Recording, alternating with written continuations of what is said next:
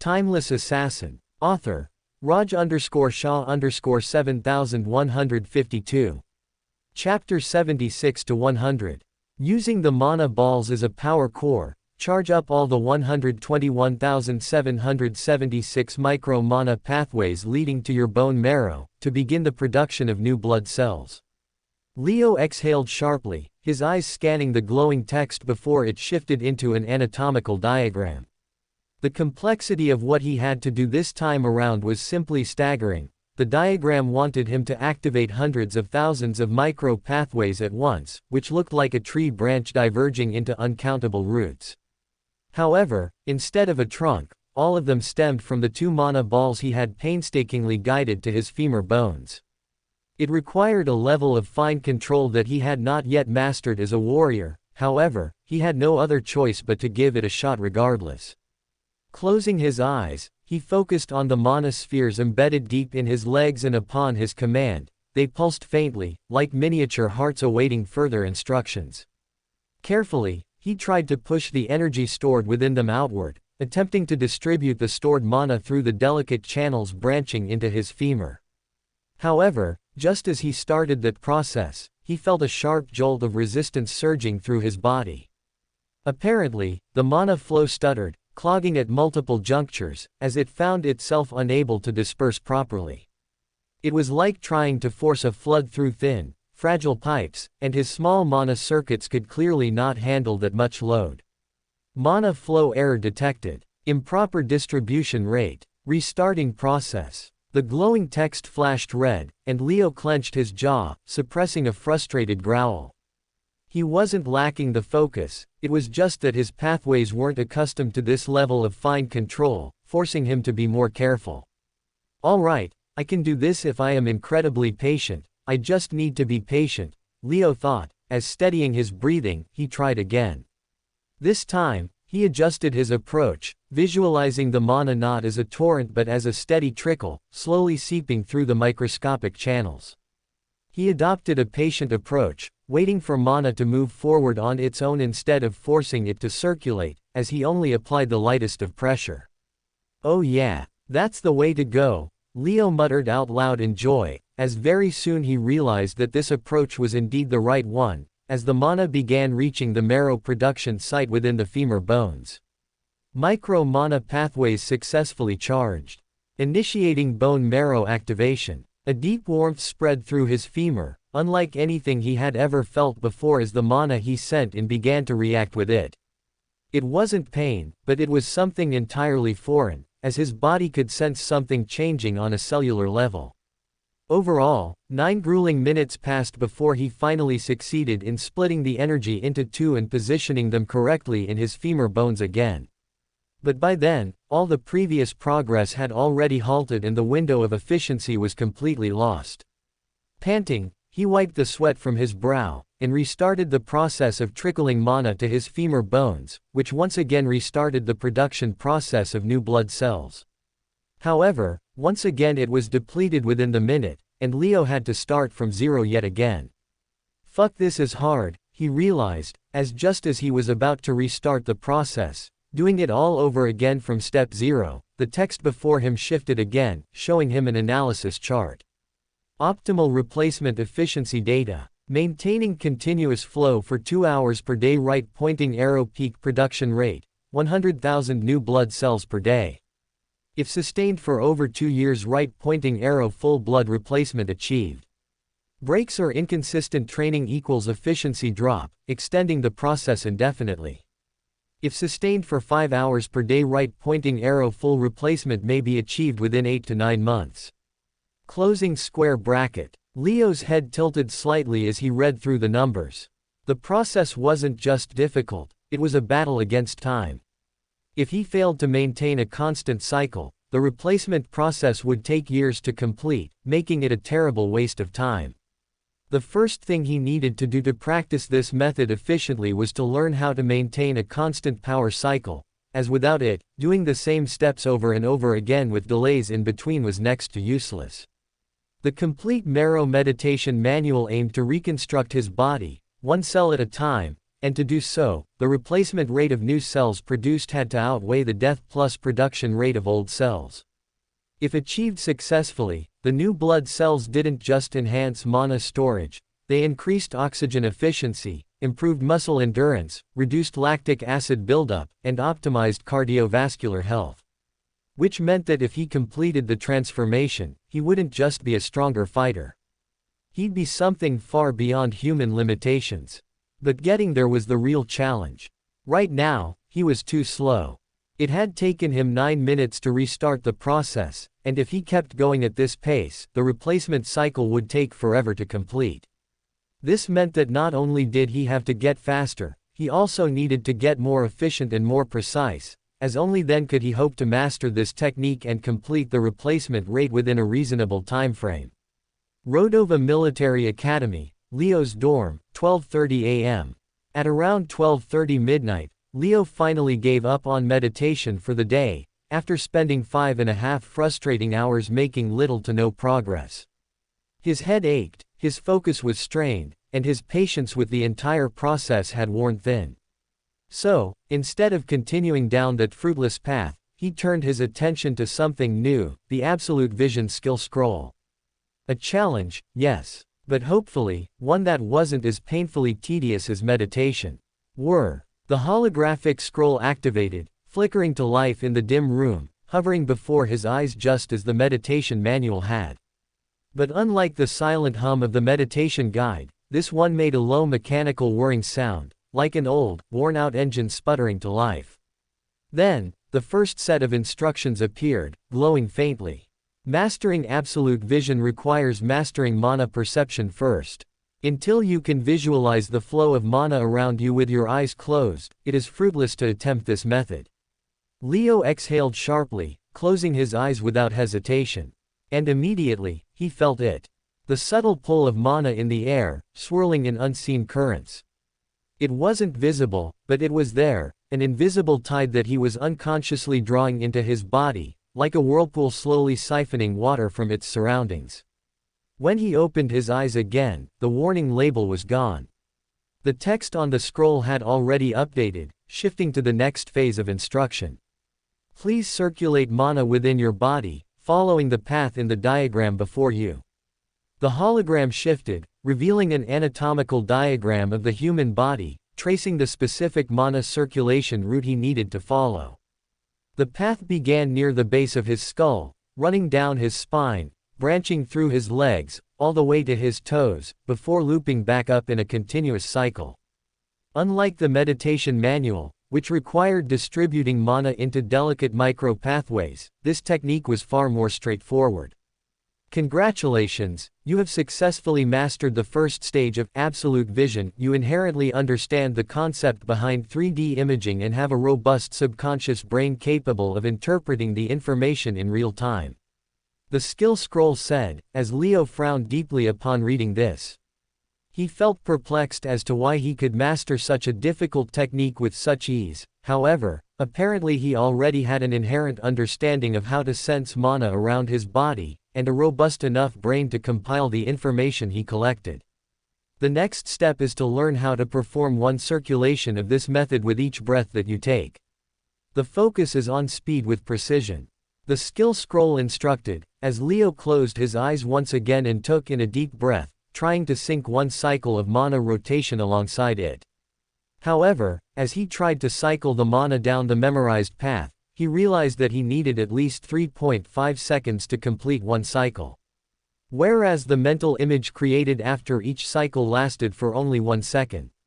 This meant that, if he wanted to learn how to maintain this skill continuously, he needed to shorten the mana circulation time from 3.5 seconds to under 1, and then sync it with his breathing, so that his brain linked performing this method subconsciously with breathing, doing it every passing moment without Leo needing to focus on it. Sigh. Leo exhaled sharply, closing his eyes once more. Again, he pushed the mana through the path, forcing himself to move faster while maintaining the same precision. This time he improved very slightly, pushing his circulation time to 3.4 seconds, but it was still too slow. Again, he thought, as he hastened the process even more, repeating the circulation path, as he tried adjusting his control and trimming unnecessary hesitation. The result? He trimmed down his time to 3.2 seconds, which was a great improvement over 3.5, but still a far cry from where he needed to be. Leo exhaled, rubbing his temple as the strain on his mind began creeping in. A quick glance at the clock told him that it was 3 a.m. already, meaning that there was only 1.5 hour left before the morning alarms blared and the next academic day began. I need to take some rest. Pushing any more will only be counterproductive. I guess I will work on this again tomorrow, Leo concluded, as he shut down the holographic scroll, and climbed onto his bunk bed. I have a long way to go, Leo realized, as at that thought, his brain drifted asleep, shutting down in almost an instant after the exhaustion that it had undergone today. It was a challenge to learn both the meditation method and the perception skill simultaneously. However, Leo had faith in his ability to keep up regardless. Next morning at 4:30 a.m. sharp, the alarms in the corridors blared loudly, signaling the start of yet another academic day. Hearing the loud sound, Leo practically forced himself to wake up. However, his mind seemed to be reluctant to cooperate. Feeling as heavy as lead, Leo's brain resisted restarting, dragging him down into the depths of exhaustion. But with no other choice, he forced himself to power through it, pushing past the sluggish haze of sleep. Rodova Military Academy, physical training grounds. It wasn't until Leo was halfway through the 100 penalty laps, his feet pounding against the dirt alongside the rest of the class, that his brain finally shook off its grogginess. He hadn't wanted to wake up. But listening to Mu Shen's colorful morning rant made the ordeal almost worth it. Mark my words, boys. Mu Shen panted between heavy breaths. One of these days, I'm gonna find a stick, a long, thick one, made of really hard wood, with the nastiest, sharpest grooves and edges you can imagine. He exhaled sharply, his eyes burning with unholy determination. I'm gonna oil it, kiss it, cherish it like it's my life's purpose. Leo raised a brow, already sensing where this was going.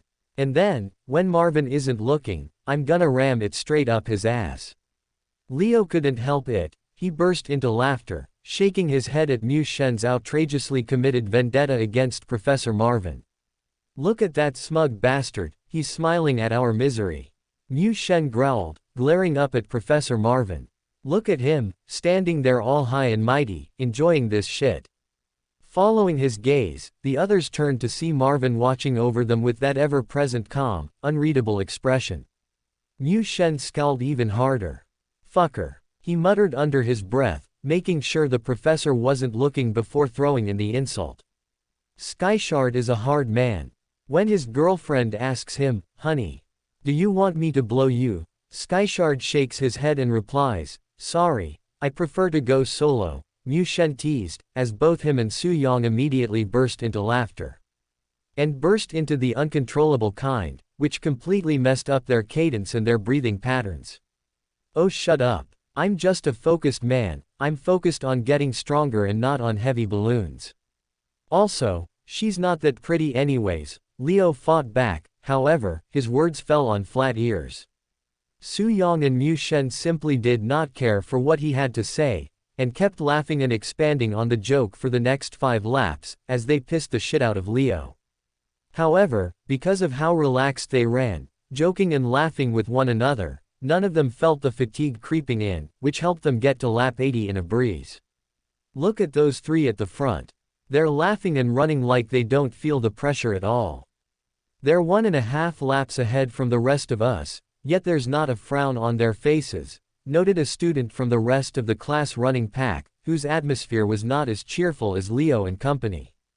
In fact, in stark contrast to what Leo experienced with Su Yang and Mu Shen, the morale of the majority of the class pack was not flying high at all. As after every couple laps, one of them would drop out, after complaining about feeling dizzy since the past 5 laps. Fuck the talented and fuck their friendship with one another. As if it's not bad enough that they're born with more natural talent than the rest of us, now they're bonding over their talents too, as they laugh down on us. Talent doesn't determine your physical conditioning. If they can run 100 laps without breaking a sweat, then it means they've lived a life far more difficult than most of us can even imagine. They have trained for this. It wasn't given to them at birth, one sensible student amongst them spoke. However, his words only served as dampening the spirits of the others even more. It was bad enough to acknowledge that they did not have the same elite-level talent as the top students of the class, however, to also admit they did not work as hard as them on top, really hurt their pride. I can't. I'm dropping. I can't run like those monsters, 100 laps are not for me," said yet another student as he crashed on the running track on the 97th lap, with just 3 more to go. It was a pitiful fall, one so close to the finish line. However, while he failed, Liu, Suyong and Mu Shen did not, as the trio managed to complete the 100th lap, while the majority of the class was still on 98th at the end. Professor Marvin showed no mercy to those who failed to complete the 100 laps run today as well. Apart from severely rebuking them and threatening to drop them from the elite class should they not make the cut soon enough, he also publicly humiliated them, asking them uncomfortable questions about their own mentality and willpower. Those who failed to complete the 100 laps today will repeat the process tomorrow, while the rest of the class will move on to the next stage, Marvin informed, as rather than allowing them to move on, he coldly assigned them the same punishment for tomorrow, which was to run another 100 laps. Meanwhile, the students who succeeded were promoted to the next phase of training, weighted vest exercises. With only half an hour left before the session for the day ended, Marvin spared them from anything too strenuous for the day, assigning a brief round of push-ups and sit-ups before dismissing them. But as they left, he made one thing painfully clear. Enjoy today while you can. Tomorrow will not be this easy. Rodova Military Academy, Basics of Perception class. With no mandatory attendance requirement until the next evaluation day, the Basics of Perception class saw a steep drop in numbers from the second session onwards. Less than 30% of the students showed up, and most weren't even here to actively train, as they simply came to consult Professor Powell on their personal struggles before leaving again. However, unlike the others who rushed to ask their questions and leave, Leo lingered for a while, quietly observing the class and taking in the struggles his peers faced before posing his own question. And what he saw surprised him. Nearly 90% of the students present were still stuck on the very first step, sensing mana. They couldn't even complete the preliminary phase of learning the technique. For these students, Professor Powell had to recommend special exercises and additional study guides just to help them grasp the basic ability to sense the mana around them. Leo, however, found himself completely unable to relate to their struggles. Mana perception had never been an issue for him. While his peers wrestled with fundamentals, he was already leagues ahead, despite being assigned the most complex version of the skill. His concern wasn't about how to activate the technique. He wanted to know how to make it faster. So when he finally raised his hand and asked Professor Powell for tips on accelerating mana circulation, the entire room fell silent. His question stood out like a sharp blade among dull stones. Predictably, Suyong was one of the casualties.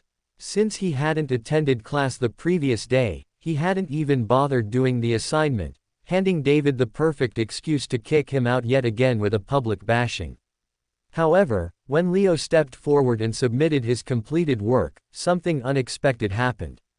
David's eyes nearly popped out of their sockets in sheer frustration. The professor had clearly expected Leo to fail. He had likely prepared an entire lecture on sincerity and diligence, just waiting for Leo to show up empty-handed so he could publicly humiliate him. However, to his surprise, not only had Leo completed the assignment, but he had done it correctly, completely robbing David of his anticipated moment of triumph. The sheer displeasure on the man's face was almost comical for the class to witness.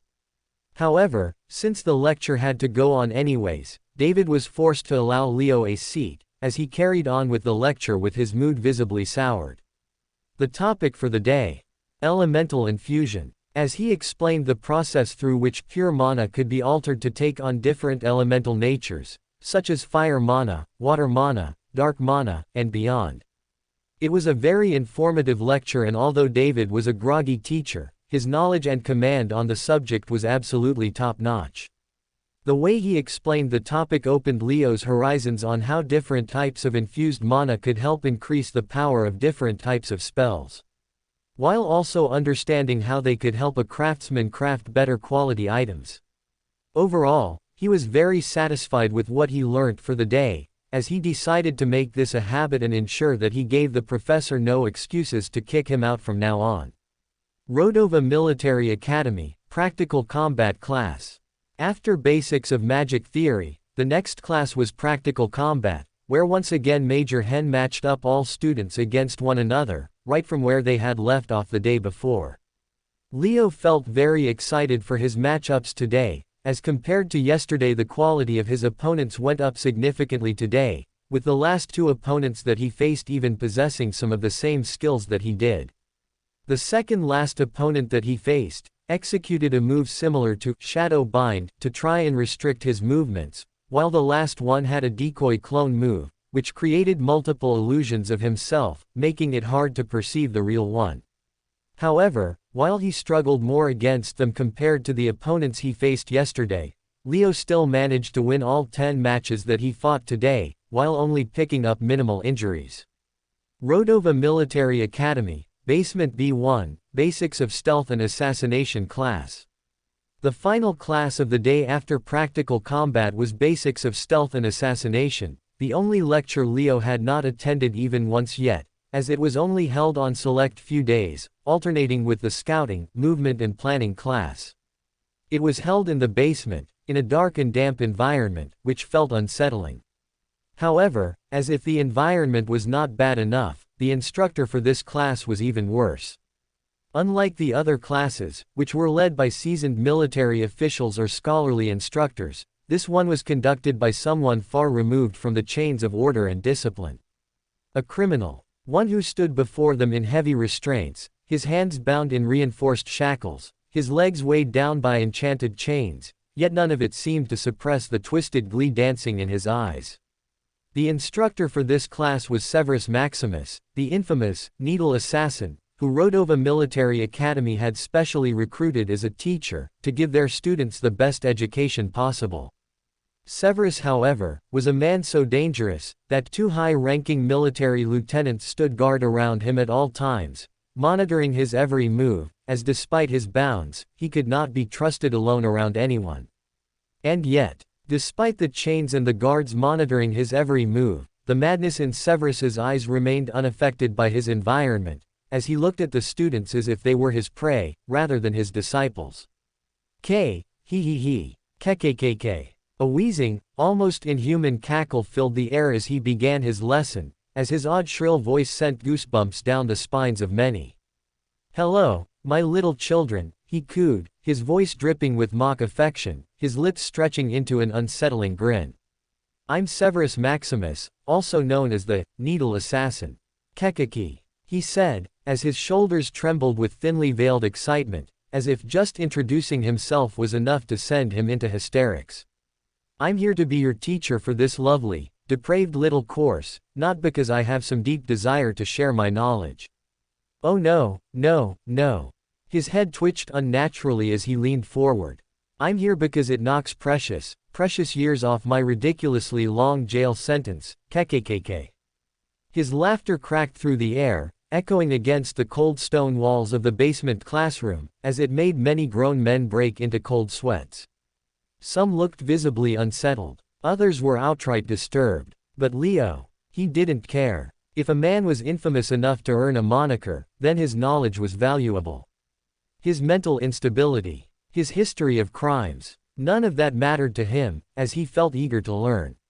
"I'm sure you're all learning the theory of assassination in your fancy military lectures, honing your combat techniques in another class, practicing your little swings and stabs like good little soldiers." Severus's nose wrinkled in disdain, his shackles rattling as he gestured dramatically. "Bah, useless, predictable, basic," he scoffed. "Anyone with a knife and a little muscle memory can stab someone. But that's not assassination, that's butchery." He grinned wickedly, his teeth flashing in the dimly lit room. To make it, you simply need the venom glands of a six-toothed viper and the sap of a moonshade plant. The venom paralyzes, while the sap accelerates its spread through the body. A perfect combination. He licked his lips. One scratch, and the enemy won't even have time to realize they're already a corpse.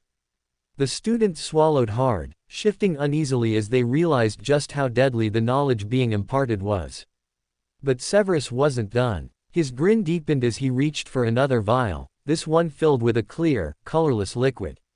Now, if instant death is too uncreative for you, let me introduce something a bit more fun, Widow's Embrace. Unlike before, he handled this vial with reverence, almost affection, like a treasured possession. This little beauty is a delayed poison. Odorless, tasteless, undetectable in food or drink. He tilted the vial, watching the liquid swirl. The victim consumes it, and for the next 22 hours, they feel nothing. Not a single symptom. No dizziness, no nausea, no warning signs. His voice dropped to a whisper. But then, the final 2 hours arrive. And that's when the fun begins. He sighed dramatically, placing a hand on his chest as if overcome by the beauty of his own creation. The pain starts subtly at first. A slight burning in the stomach. Then it spreads. Within 10 minutes, it feels like their organs are liquefying. Their body overheats, their veins rupture, and their nerves set ablaze, and all they can do is scream. Severus chuckled darkly. Oh, and before you ask, no antidote. There is no cure to it after 20 hours when it's completely absorbed into the bloodstream. If detected early, you can use high-level healing magic to prevent it from taking effect and then slowly removing it.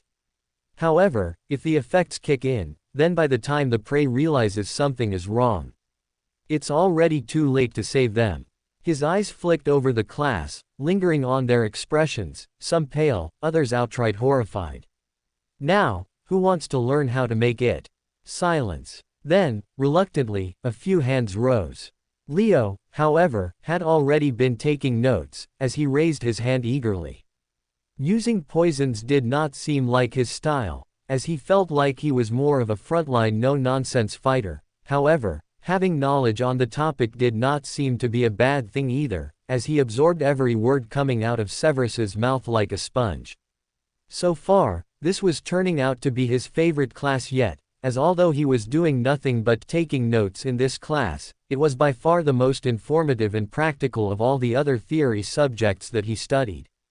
Welcome to Fanfic Audiobook, your go-to place for immersive audiobooks. If you enjoy the content, don't forget to like the video and subscribe to our channel for more amazing stories. And please support the author by link in description. Rodova Military Academy, the mess hall. By the end of day 2 at the academy, Leo finally felt like he was beginning to get a handle on things.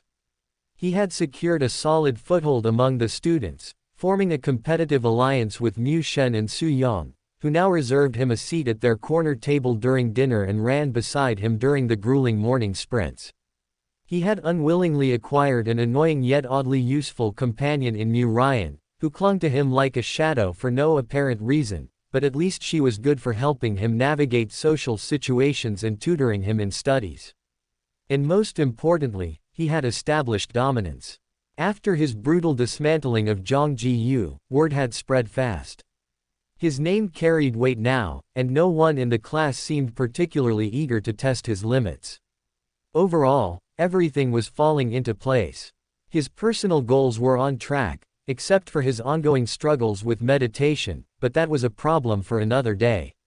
For now, for the first time since stepping foot into Rodova Military Academy, Leo allowed himself to relax, loosening his shoulders, sinking into his seat, and actually enjoying a meal among his companions, as being no longer as worried about his memories as he was a couple days ago. He found his overly tense behavior relaxing just a little.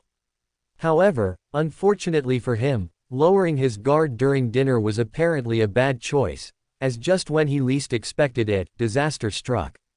Tap asterisk tap asterisk tap.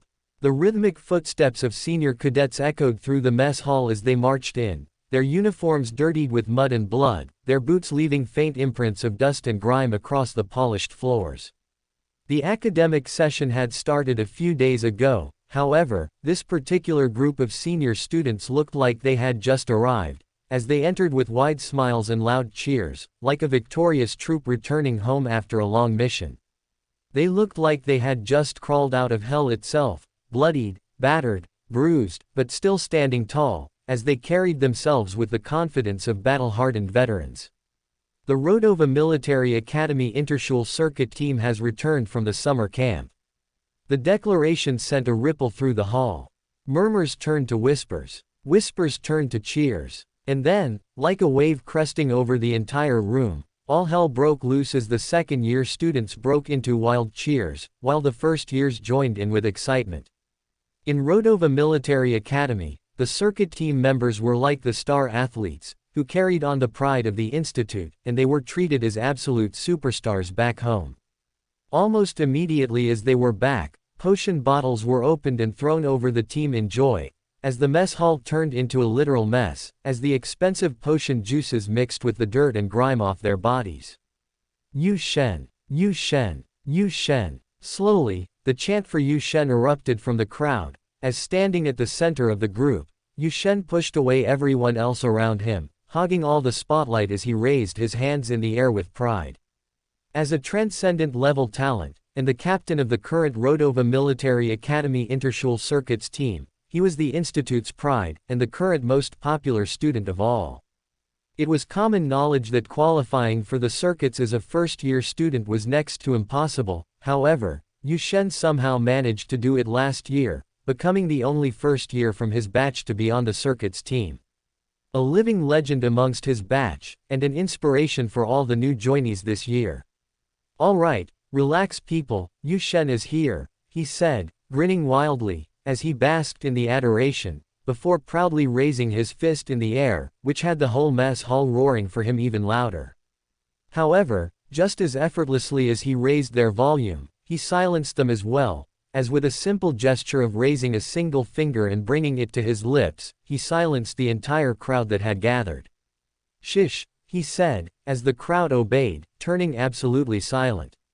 Then, with a smirk still playing on his lips, Yu Shen turned back to his team, shaking his head in amusement. "I was happily training at the camp with my second-year boys, who have worked themselves to the bone this summer, worked hard to become worthy of representing this academy at circuits, worked hard to kick Geneva's ass this time around," Yu Shen began, his voice dripping with pride as he gestured toward his teammates behind him. "When I suddenly heard some news." His smirk widened. "Not one, but two monarch-level talents have joined our academy this year." A ripple of murmurs spread through the crowd. Yu Shen let the tension build, then barked out a sharp, amused laugh. "Ha ha ha, isn't that great, guys? Not just one, but two." He clapped, his enthusiasm contagious, prompting the gathered students to clap along with him. "Come on, then, tell me who they are." Yu Shen's eyes gleamed with interest. "Where are our superstars?" At that moment, he finally decided to drop the act that he had been performing since the start, as he started to leak some of his true intentions. His black irises bled into a deep, unnatural purple, and a suffocating pressure crashed down upon the mess hall. Crackle. The temperature dropped. Frost bloomed across the floor. As the warm mess hall suddenly turned frigid, as if cold tundra air had suddenly swept the entire room. Crash. The weak-willed collapsed immediately. The pressure Yu Shen exuded was too unbearable for them, while even the stronger ones, those who could resist passing out, began to shiver as they couldn't escape the deep, primal fear that clawed at their senses. And at the center of it all, Yu Shen smiled. "Bloodline move. Subdue," he mouthed softly, as at that instant both Liu and Su Yong froze in time.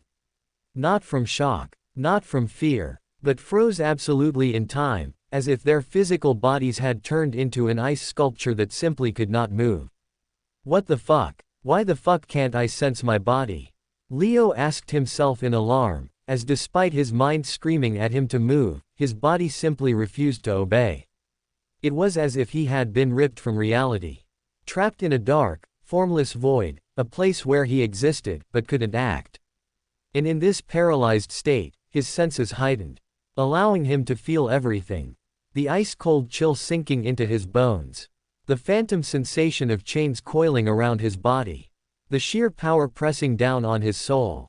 However, although he felt that way, his eyes and ears still saw everything happening around him in the real world, which told his brain that he was not in an actual phantom world, but still within the confines of reality itself, which created a weird jumble of senses in his head. What in the hell is happening to me? Is this Yu Shen's true power? Leo wondered. However, before he could figure the answer to his question, Yu Shen moved. Slowly, deliberately, as he approached Leo without any hurry in the world. You want to join the circuit team. You think you have what it takes to go toe-to-toe with the best young fighters in the universe? Yu Shen asked in disgust, his voice dripping with sarcasm as he raised a single finger, before dragging it lightly across Leo's throat. Dead, he said, looking straight into Leo's eyes, as at that moment, Leo truly felt like his breath had been caught in his throat. The fear of death was a primal instinct. And at that moment, Leo experienced it firsthand, as this was the closest he had ever felt to death in his entire life. However, as if humiliating only him was not enough, Yu Shen then moved on to Su Yang, doing the same to him as he said, "Dead," once again. Only then, only after making his point to the both of them, did he finally release the pressure, allowing the duo to move, as the room returned to its normal temperature. The mess hall breathed a collective sigh of relief, as Yu Shen's fake smile returned once more. Welcome to Rodova Military Academy rookies. Members from my team will face both of you this Sunday, just to show you the gap between heaven and earth. Don't worry about Major Hen.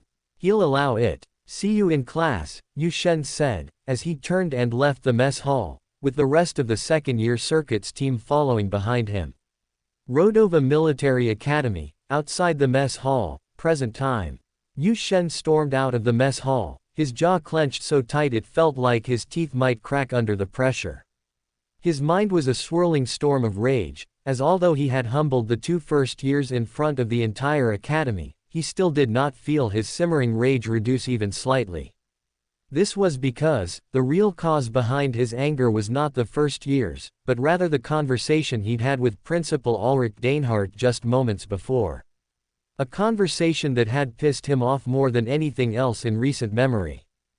Flashback, Principal Ulrich's office, 30 minutes ago. The moment Yu Shen and his team stepped onto Rodova Military Academy's grounds, fresh from the grueling summer camp, a summons awaited Yu Shen, as apparently Principal Ulrich Dainhardt was eagerly waiting to see him. Yu Shen hence barely had any time to shake off some dirt covering his body, before he found himself in the principal's office, standing before the most powerful man in the academy. "Ah, Yu Shen," Ulrich said, his voice laced with genuine pleasure. "At last, you've returned, my boy," he said warmly, as he stood up from his seat to show the kid some respect. To which, Yu Shen responded with a respectful bow, before he sat across from Ulrich, on the other end of his imposing desk. "The summer camp went well, I assume?" Ulrich inquired, his sharp eyes studying Yu Shen closely, as he tried to sense the aura he exuded. Yu Shen only smirked in response, tilting his chin up, as he confidently let Ulrich check him, as it was only after the principal was satisfied with his search, that Yu Shen finally responded. "More than well, sir. My team is stronger than ever. We will not shame the academy at the circuits this year," Yu Shen declared, as listening to his words, Ulrich nodded happily. "That's exactly what I was hoping to hear," Ulrich said, as he then transitioned into making some lighthearted small talk praising Yu Shen for his accomplishments over the summer as reported by his training instructors. Apparently, Yu Shen had grown a lot stronger during the summer, receiving high praise from all the training instructors that had gone with him to the camp, with him showing progress not only as an individual, but even as a leader who was well respected and well feared by his troop. The instructors also reported on how well balanced this year's circuits team was, calling them one of the strongest, most well-rounded rosters in recent memory. As listening to all this high praise, Yu Shen's chest swelled with pride. He already knew that this year's team was much stronger than the year before, as he was a part of last year's team and had experienced their performance at the circuits firsthand. Hence, if anyone knew what it took to win at the circuits, it was him, and although he did not think his team was ready to quite win yet, he was confident that with 8 months before the circuits started, they had enough time to really work hard towards it. Which was exactly why. The next words out of Ulrich's mouth shattered every ounce of pride that he'd been feeling. About your team, my boy. There are a couple of changes you might need to make. Ulrich said casually, as Yu Shen's expression froze listening to those words. I don't know if you've heard yet, but we have 2 monarch-level talents among our first-year intake this year. Ulrich continued as if he had not just spouted blasphemy, as he talked like he could not sense Yu Shen's discomfort at all. Ulrich said nothing, simply because he had no need to. Yu Shen lashing out about it was never going to change his decision on the matter, and it was not like the boy had any real power in the first place. While Yu Shen did not budge from his position either. His mind flickering back to Ru Han, his captain from last year, the one who had entrusted him with carrying on their legacy. The same as how the captain before him had entrusted it to Ru Han. It was a promise passed down from leader to leader. Rodova had not won the cup in years. But this year was supposed to be different. He had promised Ru Han. He had promised himself that they would fight to reclaim Rodova's lost crown. That they would bring the championship home. Not next year. Not in some distant future. This year. And now, he was being asked to lower the quality of his team by putting 2 undeserving rookies in it instead of hard-trained warriors. Who had suffered nothing. Who had not yet bled for this academy. No. It was not happening. He knew he couldn't argue with Ulrich right now. But as soon as he stepped out of this office, he knew exactly what he was going to do. Don't do anything stupid after walking out of here, boy. I know how hot-headed you can be, and hence I will be watching you, Ulrich warned, as Yu Shen stormed out of his office, his anger burning white-hot as he stormed toward the mess hall. If the principal wanted to gift those 2 a spot on his team, then Yu Shen was personally going to ensure that they fucking earned it. Rodova Military Academy, the mess hall, present time. After Yu Shen and the other circuit team members exited the mess hall, a heavy silence hung in the air. All eyes shifted toward Liu and Su Yong, the 2 first years who had just been publicly humiliated and overpowered, and the gazes that fell upon them today were not something they were accustomed to. They were used to admiration, fear, respect. But today, the stares directed at them carried none of those things. Instead, they were filled with pity, mockery, satisfaction at their downfall, the same kind of looks that had been cast upon the unfortunate first-year Su Yong had crushed on the very first day. But now, it was their turn. Leo could feel the weight of those stares pressing down on him, his male pride burning from within as he winced at the bitter taste of helplessness. He had faced many things since arriving at this academy. Fights, threats, insults, but never had he experienced such complete and utter powerlessness. It gnawed at his insides, twisting his stomach into knots. Yet, as much as it stung for him, he could tell that for Su Yong, it was so much worse. The prideful golden boy of the first years, always so composed, always carrying himself like a king among men, now stood unnaturally stiff, his jaw clenched so tight it looked like it might shatter. His hands were trembling, his entire body tense with barely contained fury. And then, fuck this, Su Yong hissed through gritted teeth, his voice laced with seething rage. Without another word, he stormed out of the mess hall, leaving behind his half-eaten plate of food, refusing to meet the eyes of anyone. Giggles, chuckles. The moment he left, a ripple of muffled laughter followed. Soft at first, then, louder. The quiet snickers turned into whispers. Then murmurs. Then outright chuckles of amusement. It was like watching the mighty fall. And as Leo followed after him, he heard it. The hushed voices, the barely restrained snickers, the amused smirks forming in his peripheral vision. It burned. It burned so fucking much. But he didn't react. But none of it mattered. Because him cooking those scenarios was not going to change what had already occurred in reality.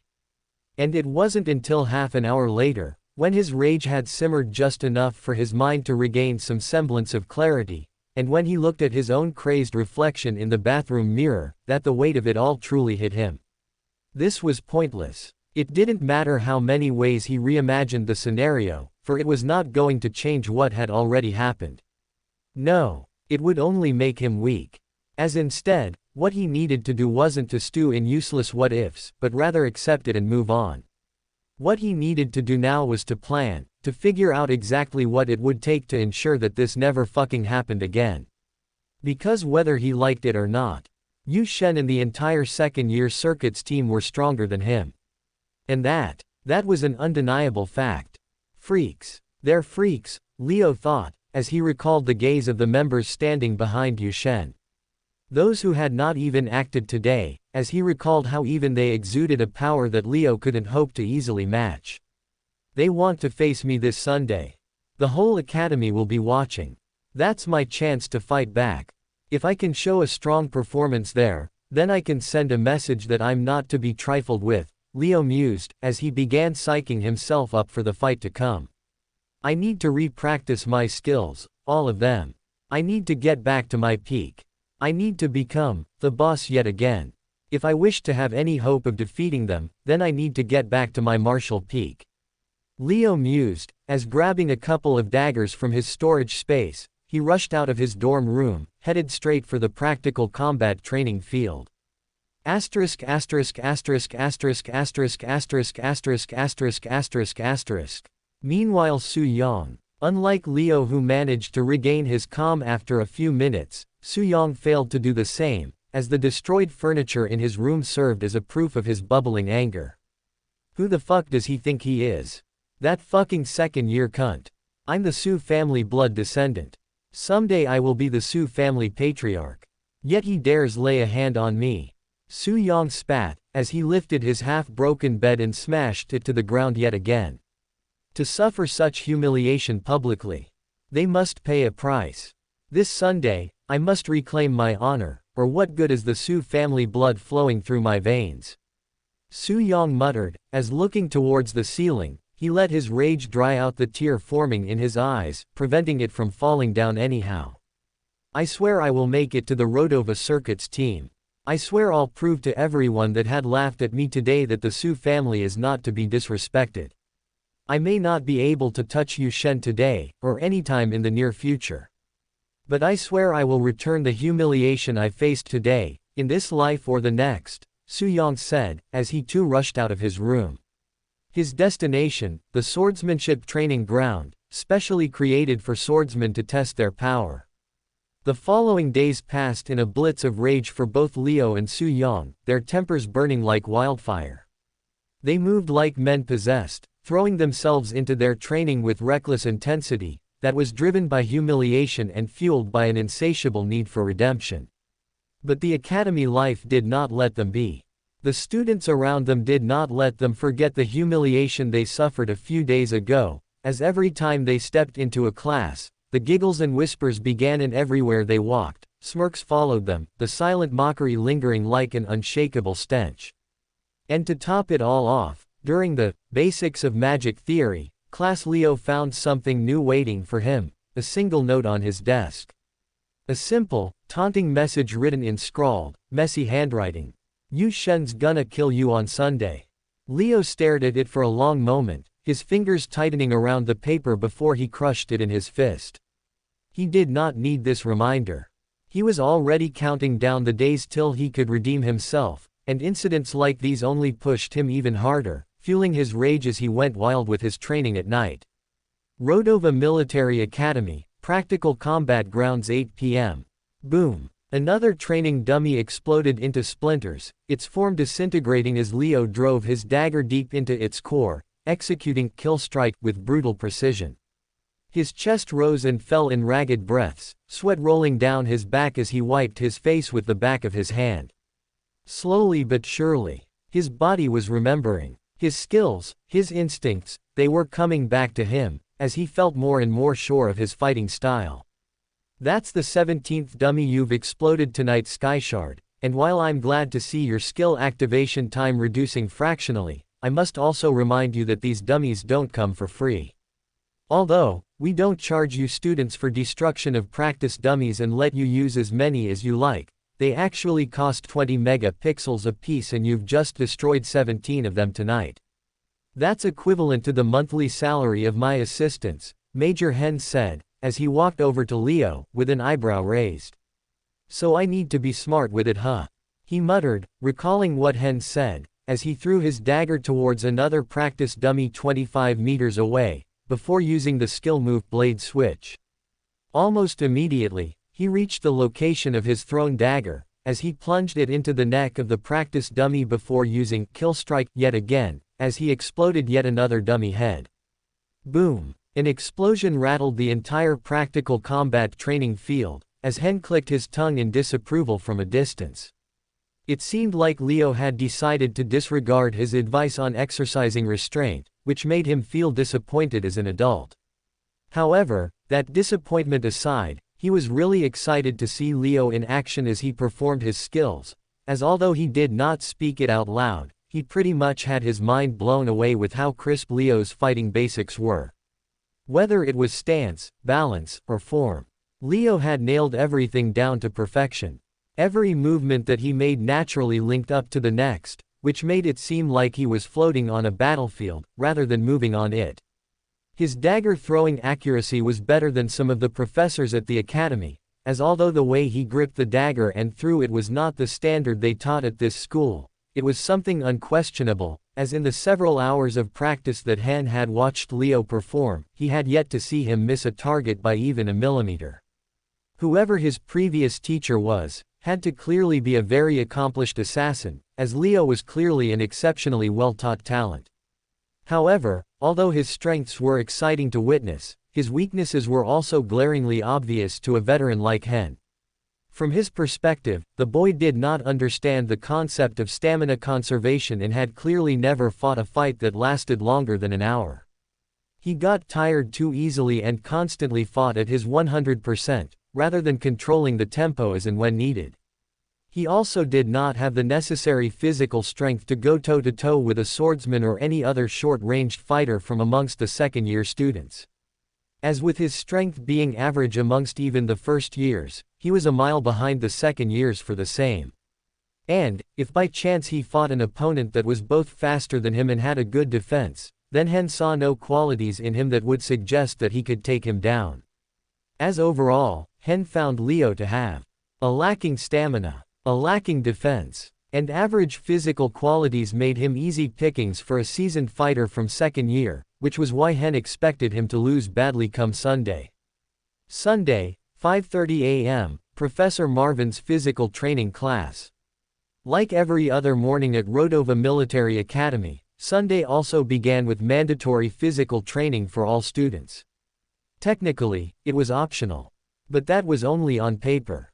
Professor Marvin had made it painfully clear that missing his class was not an option unless you were on your deathbed, and even then, he might still expect you to crawl onto the track. So, as expected, every student was present. But while it seemed like just another day at the academy, something about today's morning was definitely different. The air buzzed with an unusual energy that was heavier than the usual morning grogginess. Eyes constantly flickered toward Leo and Su Yong, as although their presence had always drawn attention, today in particular it seemed like the stares lingered longer, and the whispers carried a sharper edge. Because today was the day the big fight was supposed to happen. "Big brother, I hope you're ready for the big fight later this morning," Mu Ryan said, stretching beside Leo, her voice laced with genuine concern, as Leo clenched his fists in response. "I don't need reminders," he replied flatly, as he was already aware of what was coming. The fight against the seniors was looming over him like a storm. And with every passing second, the pressure only grew stronger. "I hope Professor Marvin doesn't drain you dry this morning. Your fight's at 9 a.m., after all, and 3 hours of intense training beforehand won't exactly leave you in top shape," Mu Ryan pointed out, as Leo's jaw tightened at her words. He already knew that. He did not need her to spell out the obvious. Ideally he should not be training before a big fight, however, skipping Marvin's class was not an option, and holding back in training was not one either. Professor Marvin was a damn demon who did not give a shit about anyone's schedule, much less their personal struggles, which was why asking him for leniency was akin to organizing a dance performance before an audience of blind monkeys. Thank you for your consideration, Professor. I will surely work harder for the coming week, Leo said, as he stepped out of the file. However, Su-yong did not follow suit. Respectfully, Professor, I refuse to accept any concessions that have been handed out to me on request of Captain Yushen. I hate his guts, and my pride refuses to accept any handouts from him. Please allow me to join today's training session, as I would rather fight at half my strength than accept mercy from my opponent, Su-yong said, as Leo immediately shot him a dirty glare. Fucking noble, and his big fat pride, Leo cursed under his breath, as he shook his head in disappointment. In battle, one took every advantage they could get, regardless of whether it was an advantage offered by a friend or an enemy. However, clearly Su-yong did not believe the same, as his brain had been rotted by the anger that he felt against Yushen. The prideful idiot voluntarily stepped up to train, which made even Professor Marvin pinch the top of his nose in disbelief. That declaration was so incredibly manly, that words fail me. However, it's also stupid. You won't get any excuses if you lose the fight because of fatigue, Yang. You could have opted to not train, and while I respect your decision to not accept any handouts from your opponent, it's also on you now if you lose. You can't blame circumstances anymore, Marvin said, as Su-yong replied with absolute silence. He knew the consequences of his actions well, and still chose to stick by it. Very well, go take a 10 kilograms vest, I'll give you that much concession of my own volition. It's not because of the captain, Marvin said, as Su-yong stomped a salute. Sir, thank you, sir, he said, as he went on to pick a 10 kilograms vest, as he joined the rest of the class for this morning's training session, which included drills like squats, duck walk, wire crawling, sprints, crunches, burpees and more. Overall, it was a session about 20% harder than what they performed on a routine basis, as by the end of it, there was not a single candidate, including Su-yong, who could remain standing on both feet. Everyone was absolutely exhausted beyond reason, with the only respite for Su-yong being that Marvin tossed him a bottle of high-quality stamina potion at the end, which helped him quickly recover much of his lost strength. It was 8:30 a.m. now, and with the fight scheduled to start at 9 a.m., everyone started to slowly move towards the practical combat grounds, eager to see how two first-years fared against the much more experienced seniors. Rodova Military Academy, Practical Combat Grounds, 8:45 a.m. At 8:45 a.m., Leo stepped onto the practical combat grounds, his usual military-issued robes replaced by his black assassin attire, a rare choice, which he usually only wore during specialized stealth and mobility classes. He had chosen this attire because he felt a sense of freedom moving within it, that he did not feel with the tight military clothes, and also because it helped him conceal weapons underneath the folds of the robe. By the time he entered, a sizable crowd had already gathered at the practical training grounds, with the crowd's whispers immediately surging as they spotted his visage. He actually showed up. Damn, I thought he'd take the smart route and bail. Does he really think he can win? I mean, he's strong, but against a circuit team member. No chance. The circuit's team isn't some joke. There's a reason only 10 second years made the cut. But he's a monarch-level talent. You never really know until you see them fight. Leo heard them all. Every snide remark. Every whispered doubt. But he gave them nothing. His expression remained unreadable, his posture relaxed yet purposeful as he walked further into the arena, his sharp gaze scanning the field. There was no real optimism in the air surrounding him. The crowd wasn't here to cheer for him, they were here to watch him fail. Out of the hundreds gathered, only a handful seemed to believe he had even the slightest chance. Mu Ryan, Mu Shen, and that was about it. However, it did not matter. He hadn't come here to prove anything to them. He had come to win and to avenge. Good, you showed up on time. If you had not, I would have been forced to drag you from your dorm room by your hair. A male voice came from behind Leo, as when he turned he found Yu Shen entering the combat grounds, with the entire second-year team behind him. Are you scared, rookie? You should be, You're gonna face Kyul here today. And Kyul is a mountain of a man, Yu Shen said, as he gestured towards the biggest and tallest brute standing behind him, who looked like he was at least 7 feet 6 inches tall. 10 minutes later, 9 a.m. sharp. By 9 a.m., the anticipation in the arena had reached a fever pitch. It wasn't just Major Hen who arrived alongside his officiating team, as he was accompanied by a lineup of figures that instantly commanded respect. Professor David, Professor Powell, Lieutenant Mian Fei, Principal Ulrich Dainhardt, Professor Marvin, and nearly a dozen other instructors, some of whom Leo didn't even know by name, all arrived at the practical combat grounds one after another. Holy shit, even the principal is here, one student noted, as it became evidently clear to all that this wasn't just a regular showcase fight anymore. That it was a proper spectacle. As the gathered faculty took their seats, a secondary wave of arrivals followed behind them, in the form of Rodova's entire medical team. Leo's gaze flickered across them, noting just how many of them had been summoned, only to realize that there were far too many for him to even count. A dozen high-profile healers, a dozen doctors and at least 3 dozen nurses seemed to be at hand for this fight, and it did not seem to be a coincidence that so many of them were here. It was clear that Principal Ulrich was the one who had summoned them and that he was the one who was not keen on taking any chances. These were his star students that were fighting today.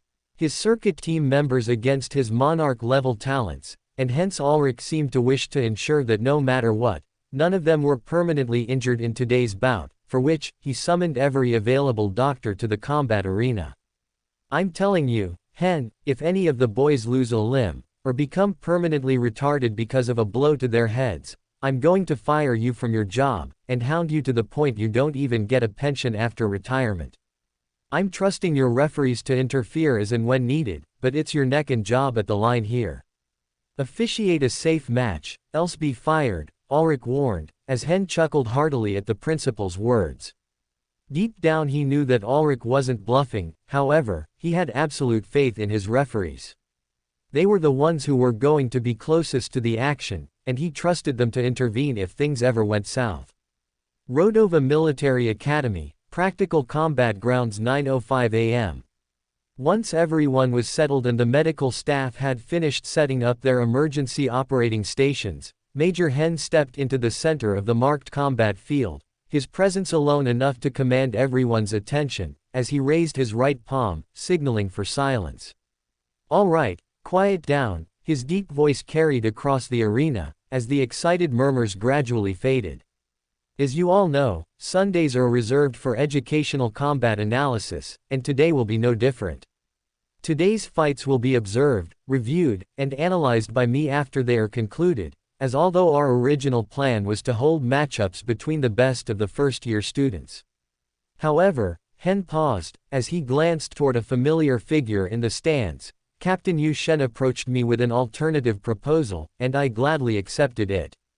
Hen said, as he gestured towards Yu Shen in the crowd, who gladly flashed his signature smile and waved to the crowd, basking in the attention. As most of you are aware, today's fight will be an unusual one. First-year juniors will be facing off against second-year seniors, a matchup typically reserved for the end-of-semester trials. Hen's gaze briefly flickered toward the fighters in question. Su Yang, Leo Skyshard, Minerva and Kyul. His eyes lingered on each of them for just a moment before continuing. For all first-years present, this is an opportunity to witness the very best of your class go up against seasoned upperclassmen, fighters who have endured the rigorous training of Rodova for a full year. Who will win? That's for us to find out. But regardless of the outcome, there will be lessons to learn. His voice took on a sharper edge. We will break down the good, the bad, and the ugly. And every single one of you will walk away from here more enlightened than before. With that, Hen turned and walked out of the arena, his part in the introduction complete. However, just as he reached his seat, he paused for one last announcement. Today's fight will be conducted under official inter-school circuit rules. That means, no body armor. No strike restrictions. However, lethal force and the use of paralytic poisons remain strictly prohibited. He said, as he swept his gaze across all fighters, his voice firm. "Break those rules, and you'll face immediate disqualification and severe consequences. So don't even try and test me," he threatened, as only after making that last threat did he look satisfied, as he took his seat in the stands. Then, in a single, commanding word, he said, "Begin." Cheers erupted across the arena when Hen signaled for the fight to begin, as the assistant referees began walking out to the field. But before the energy could settle, or the official process for the fight could begin, Yu Shen stood. And with a loud, theatrical flourish, he raised his hands, calling for attention. "Ladies and gentlemen," his booming voice cut through the chaos, forcing the roaring crowd to turn their focus toward him.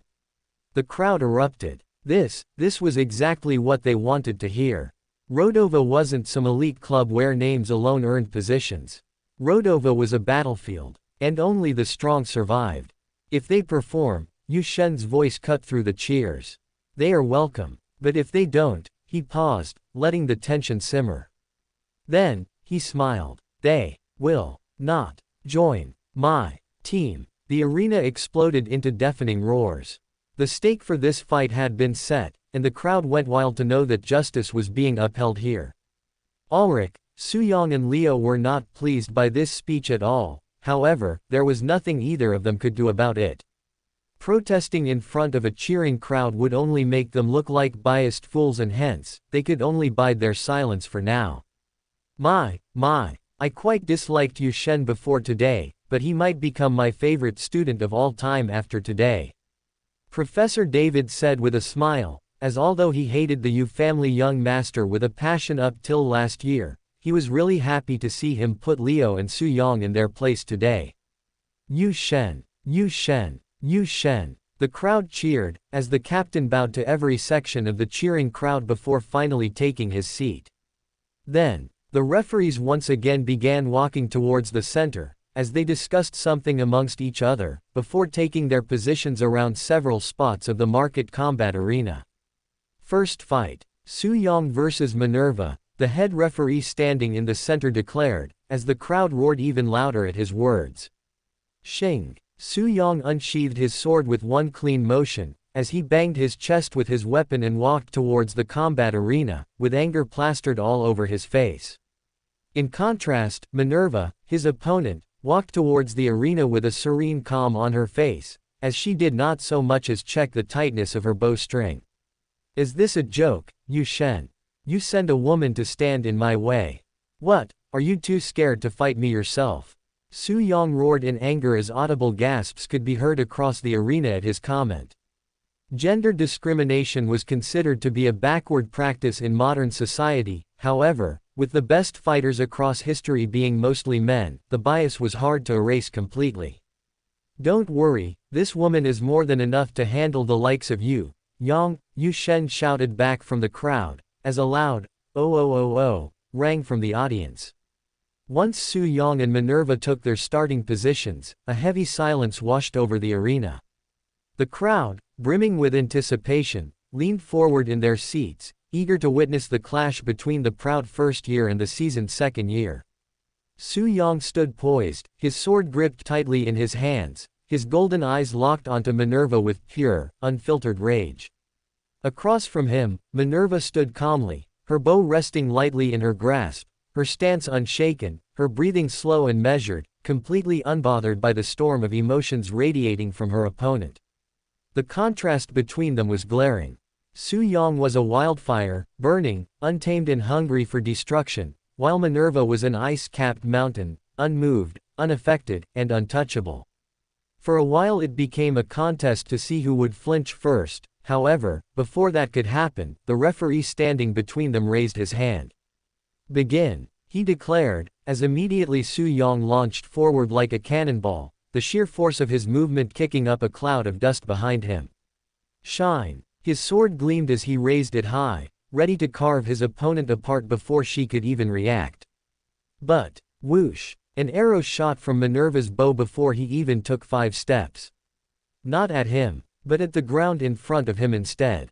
Crack. The moment the arrow struck the earth, a towering wall of ice erupted between them. A massive, translucent barrier, thick and solid, blocking his path in an instant. What? Su Yang's pupils shrank, but his reaction was instant. With a furious roar, he swung his sword. Slash! The thick ice shattered like fragile glass under the sheer force of his strike, splintering into countless shards. But, as the ice crumbled before him and his path was cleared, Minerva was gone. As his head snapped up, she was no longer standing where she had been just moments ago. And instead, she was already at the farthest edge of the arena, her bow already drawn and multiple arrows knocked between her fingers. How? Su Yang barely had time to process the impossibility of her speed before. Fwish, fwish, fwish. Arrows rained down upon him. Fast, precise and unrelenting. His body reacted before his mind did, his sword whipping through the air to deflect the incoming projectiles. Clang, clang, thud, as he managed to knock a few aside. But not all. About 12 minutes after the fight began, Su Yang's vision started to blur slightly, sweat dripping into his eyes. His arms felt heavier than before.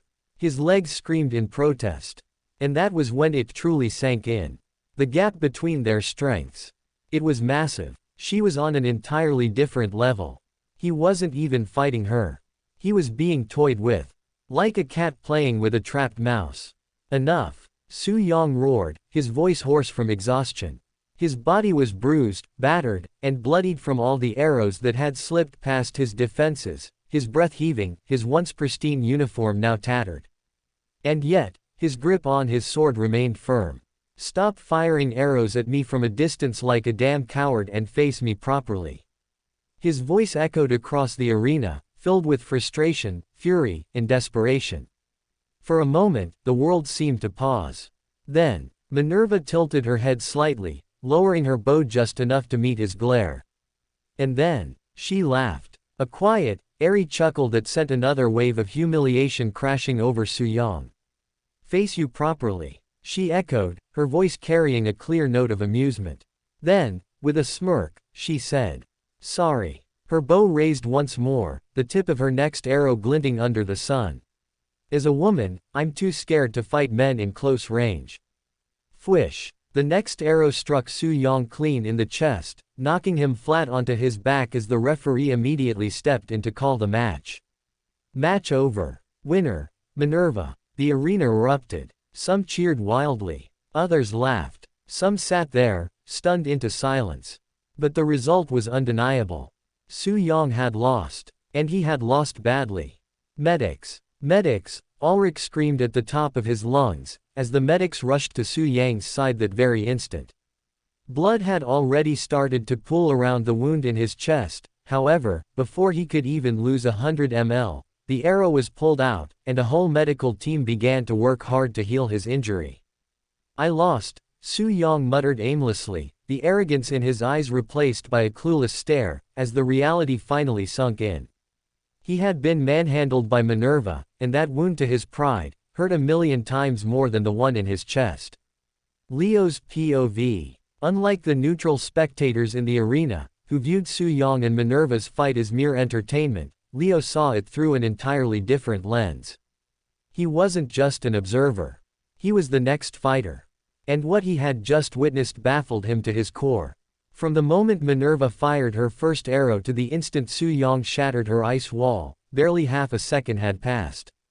Half a second. And yet, in that infinitesimal window of time, she had already moved nearly 20 meters from her original position. Leo hadn't seen how she did it. All he had perceived was a blur. A flicker of motion, so fast, so seamless, it defied logic. Was it a movement skill? A high-level footwork technique? Or was this just her natural speed? He had no answer. But what he did know, was that it was terrifying. And if that wasn't enough, her battle awareness was even scarier. Every single arrow she loosed was deliberate. Calculated. Some were meant to restrict Su Yang's movements. Some were meant to injure him. And the rest, were aimed at forcing him into a trap. At first, Leo thought the arrows landing around Su Yang were just stray shots. But now, it was painfully clear. She had orchestrated everything. The positioning of her shots. The angle of his deflections. The way they landed around him. It wasn't random. It was a carefully laid out mana suppression formation, a setup that completely disrupted Su Yang's ability to channel his skills. And the worst part, she had clearly planned all this before the fight even began. She had walked into the arena with specialized mana-absorbing arrows, anticipating exactly how Su Yang would react, and countered him before he even threw a single strike. Meaning, Su Yang had lost this fight before he even fought it, simply because his opponent had read him like an open book. What a freak, Leo mused, as he swallowed hard. This wasn't just about raw power. The second-year circuit team members weren't just faster, stronger, or more skilled than their first-year peers. They were also more experienced. They had fought against both their own teammates and opponents from other military academies. They had encountered countless strategies, countless tactics, and because of that, they had an answer for everything. Their movements weren't just instinct. With his feet planted firmly in place, and his posture loose but controlled, he locked onto Kyal's every movement. For the first few seconds, neither of them moved as a strange tension settled over the arena. What's he doing? Why isn't he attacking? The murmurs of confusion rippled through the audience. And then, Kyal smirked. Oh, no flashy footwork, no spunky opening move. His deep voice rang out, loud enough for the crowd to hear. He tilted his head slightly, his hulking frame remaining relaxed as he gestured toward Leo with an open palm. Why so hesitant, Skyshard? Standing so far away like that, shouldn't you be rushing in already? To the untrained eye, his words might have seemed like mockery. A taunt, meant to bait Leo into recklessly closing the distance. But Leo saw it for what it truly was. Which was a desperate call-out. Kyal had prepared for a charge. He had expected Leo to immediately rush forward and engage in close-quarters combat, so much so that he had likely built his entire opening strategy around it. It made sense for Leo's primary weapon was a dagger. And if he had sent spies to watch his training, which Leo highly suspected he did, based on how Su Yang's fight had turned out, he would know about how he had no moves like exploding dagger that would help him fight from a range. This meant that his opponent already knew that he had no choice but to engage in close combat when the fight began, making it very likely for him to burst forward the second the fight started. No, not today, Leo thought, as he could see through his opponent's strategy now. Kyal had likely spent the past few days planning a strategy that crushed Leo the moment he charged forward towards him. But now, Leo wasn't moving, and that threw everything off. It was a good strategy, and Leo would have likely walked into his trap had he not observed Su Yang's fight unfold before him. However, because he did, Leo realized that something was fishy. Minerva had read Su Yang too perfectly for it to be a coincidence. It was like she already knew what he was and was not capable of. And if Minerva had spied on her opponent, then Leo had to assume that Kyal did the same for him. He did not know when he did it. He did not know how Kyal did it. However, Leo felt assured that his enemy knew every move he had under his belt, and hence it was impossible to surprise him. From here on out, if he had any hopes of winning the bout, he needed to fight extremely unconventionally.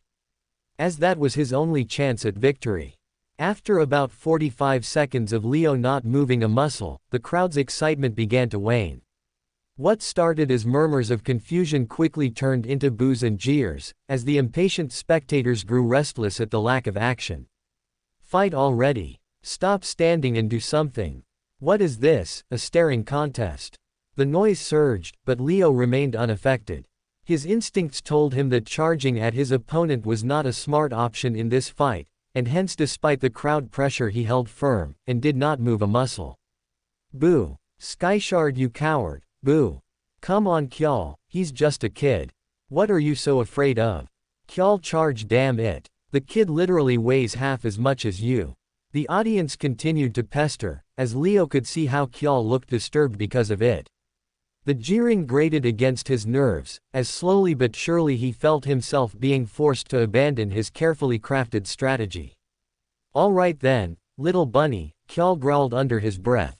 If you won't come to me, I'll come to you, he declared, as with a thunderous stomp, he launched himself forward. Whoosh! Despite his massive frame, his acceleration was absurd, as the sheer force of his movement sent dirt and gravel flying in his wake, his colossal longsword gleaming in the morning sun as he closed the distance between himself and Leo in mere seconds. Boom! Asterisk. Kjall's first swing came down with terrifying force, but Leo dodged it with his nimble feet. Bam! The blade slammed into the ground, carving through the stone floor of the arena like it was butter, leaving a deep fissure in its wake. The earth shook. The audience gasped. And Leo's heartbeat skyrocketed. Holy shit, Leo thought, as although he had expected the senior to be powerful, this was on another level. Even without direct contact, he could feel the air splitting as the attack missed him by mere inches, the shockwave whipping against his skin like a near miss from a guillotine. Ha! Kjall grinned, as without a pause, he wrenched his sword free from the ground and swung again, sideways this time. Whoosh! Leo ducked as the arc of steel passed over his head like a stormwind, the sheer momentum behind it sending out a pressure wave that made his ears pop.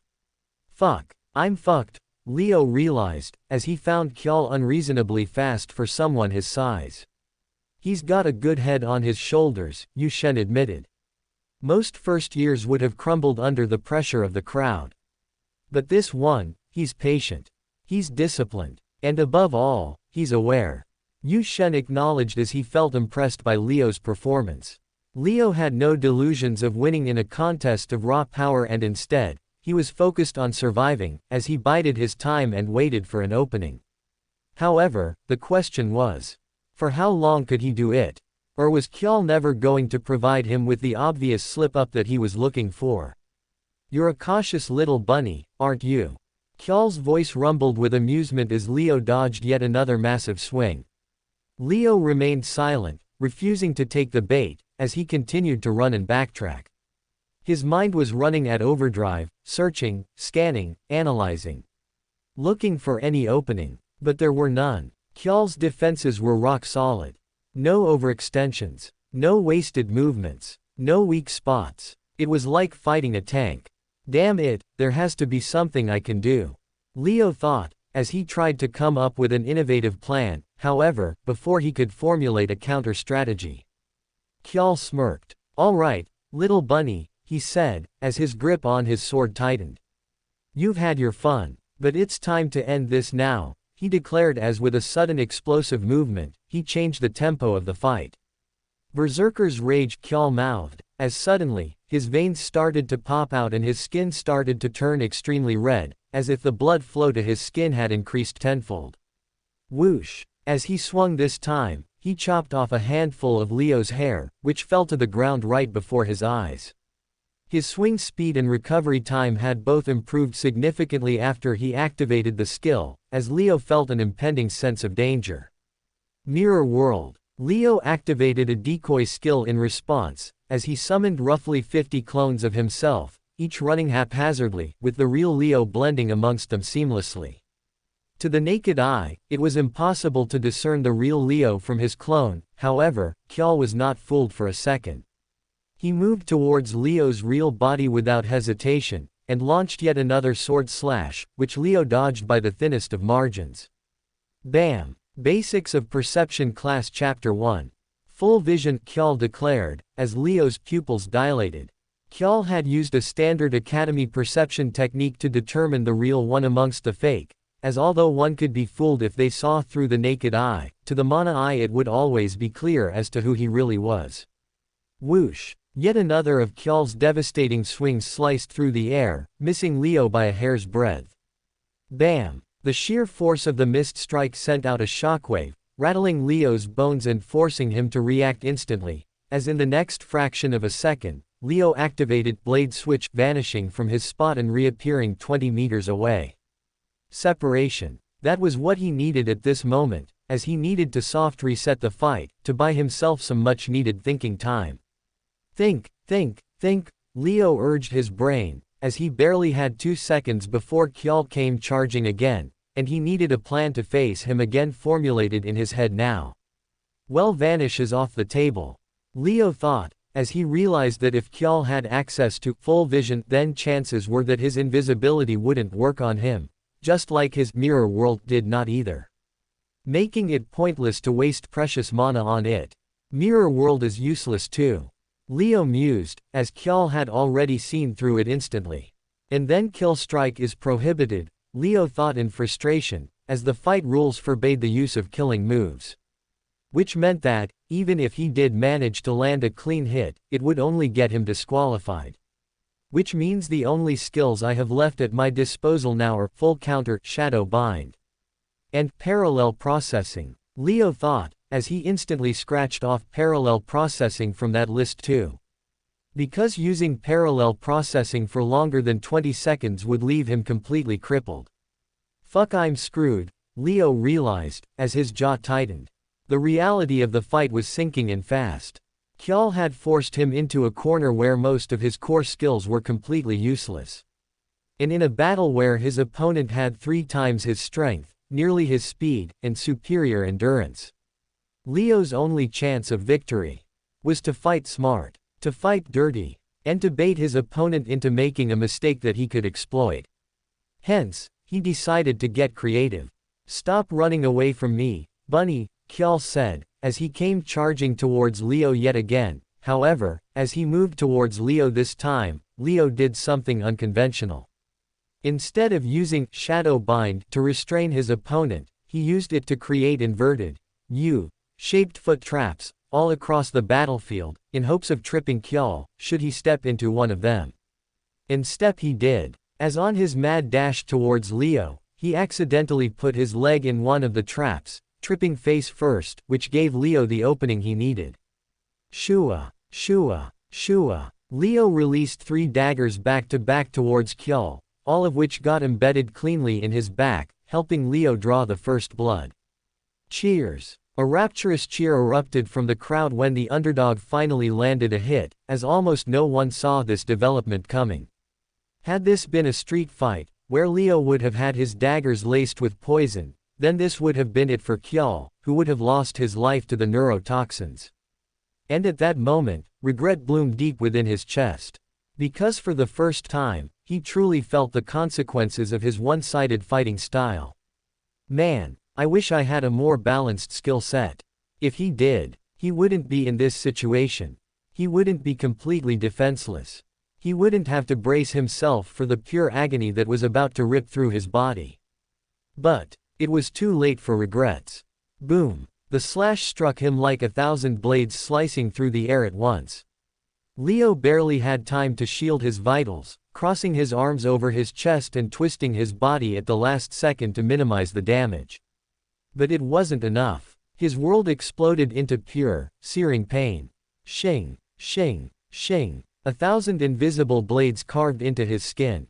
His robe shredded. His flesh burned. Blood sprayed into the air in thin, crimson arcs as gashes and lacerations tore across his arms, legs, and torso. The force of the attack sent him flying backward, slamming into the ground and skidding across the battlefield, leaving a trail of blood in his wake. Thud. When he finally came to a stop, his vision swam, black spots dancing at the edges of his consciousness. His breathing was ragged. His entire body felt like it had been flayed open. Pain, pain, so much fucking pain. His fingers dug into the ground as he gritted his teeth, forcing himself not to scream.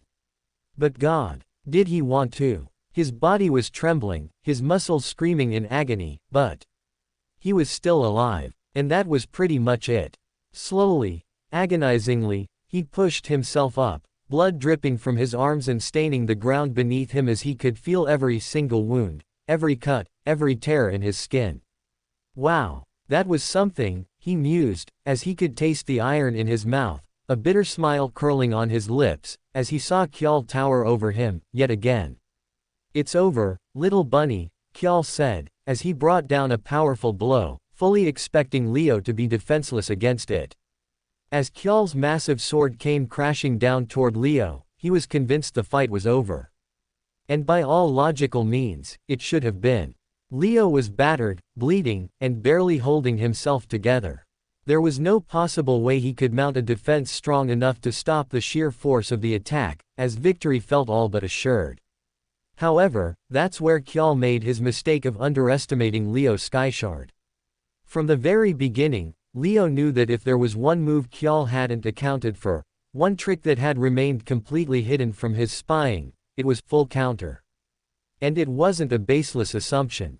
Unlike his other skills, full counter wasn't something he could practice out in the open, as to use it, he needed to be attacked first, and during all his solo training, that never happened.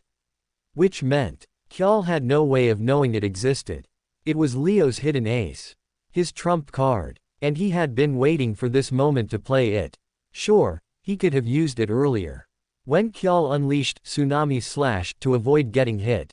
But if he had done that, the element of surprise would have been lost, and hidden cards such as these could only be played once. Hence, instead of countering Tsunami Slash, he chose to endure the pain and to take the hit head on. Also that at this exact moment, when Kjall believed he had already won, he could strike back twice as hard. And so, as he saw Kjall's blade finally descend upon him, a bloodied smirk curled onto his lips. "My turn, bitch," he declared, as with every ounce of strength left in his body, he fought back, activating full counter. Boom! A violent pulse of mana surged through his veins. As at the very last second, Leo raised his dagger, not to block, but to reverse. Ching! Sparks erupted as the two blades connected. Kjall, expecting his raw strength to overwhelm Leo effortlessly, pushed down with all his might, only for his attack to rebound violently. What? His eyes went wide in pure, unfiltered shock. A massive shockwave exploded outward from Leo's body, a force so intense it pushed back against Kjall's overwhelming strength, as for the first time in the fight, Kjall felt like he was losing ground. "Arg!" he screamed, as he tried to force his attack through. Every muscle in his massive body was strained to its limits, however, the harder he pushed, the more his attack was turned against him. Impossible. Kjall's pupils dilated in disbelief, as no matter how much force he exerted, he felt himself being overpowered by someone half his size. And Leo. He was both. He waited for Kjall to get greedy. To go all in on the finishing blow. And when he did, Yu Shen's smirk widened. He flipped the damn script. But that wasn't even the most brilliant part. The shockwave from the counterattack had disarmed Kjall completely. The brute's sword was now outside the arena, making it impossible for him to retrieve, as the fight had just gotten a lot more interesting because of it. Aghhh. A groan echoed through the silence of the arena, as Kjall, battered and dazed, pushed himself up onto his hands and knees, his massive frame trembling from the impact. He had clearly not expected to be tossed backwards like a rag doll, as was evident from his ragged breathing and his shaky arms. Did I get pushed back? He wondered out loud, as when his eyes snapped open, his gaze immediately darted towards the edge of the arena, where his sword lay out of reach, as for the first time in the match, a flicker of uncertainty flashed across his face. The crowd still hadn't fully processed what had just happened. One moment, Leo was losing. The next, he had turned the entire battle on its head. And then, the first wave of cheers erupted. Leo, Leo, Leo. It started as a murmur. Then it grew, like a storm gathering momentum, spreading through the audience like a wildfire.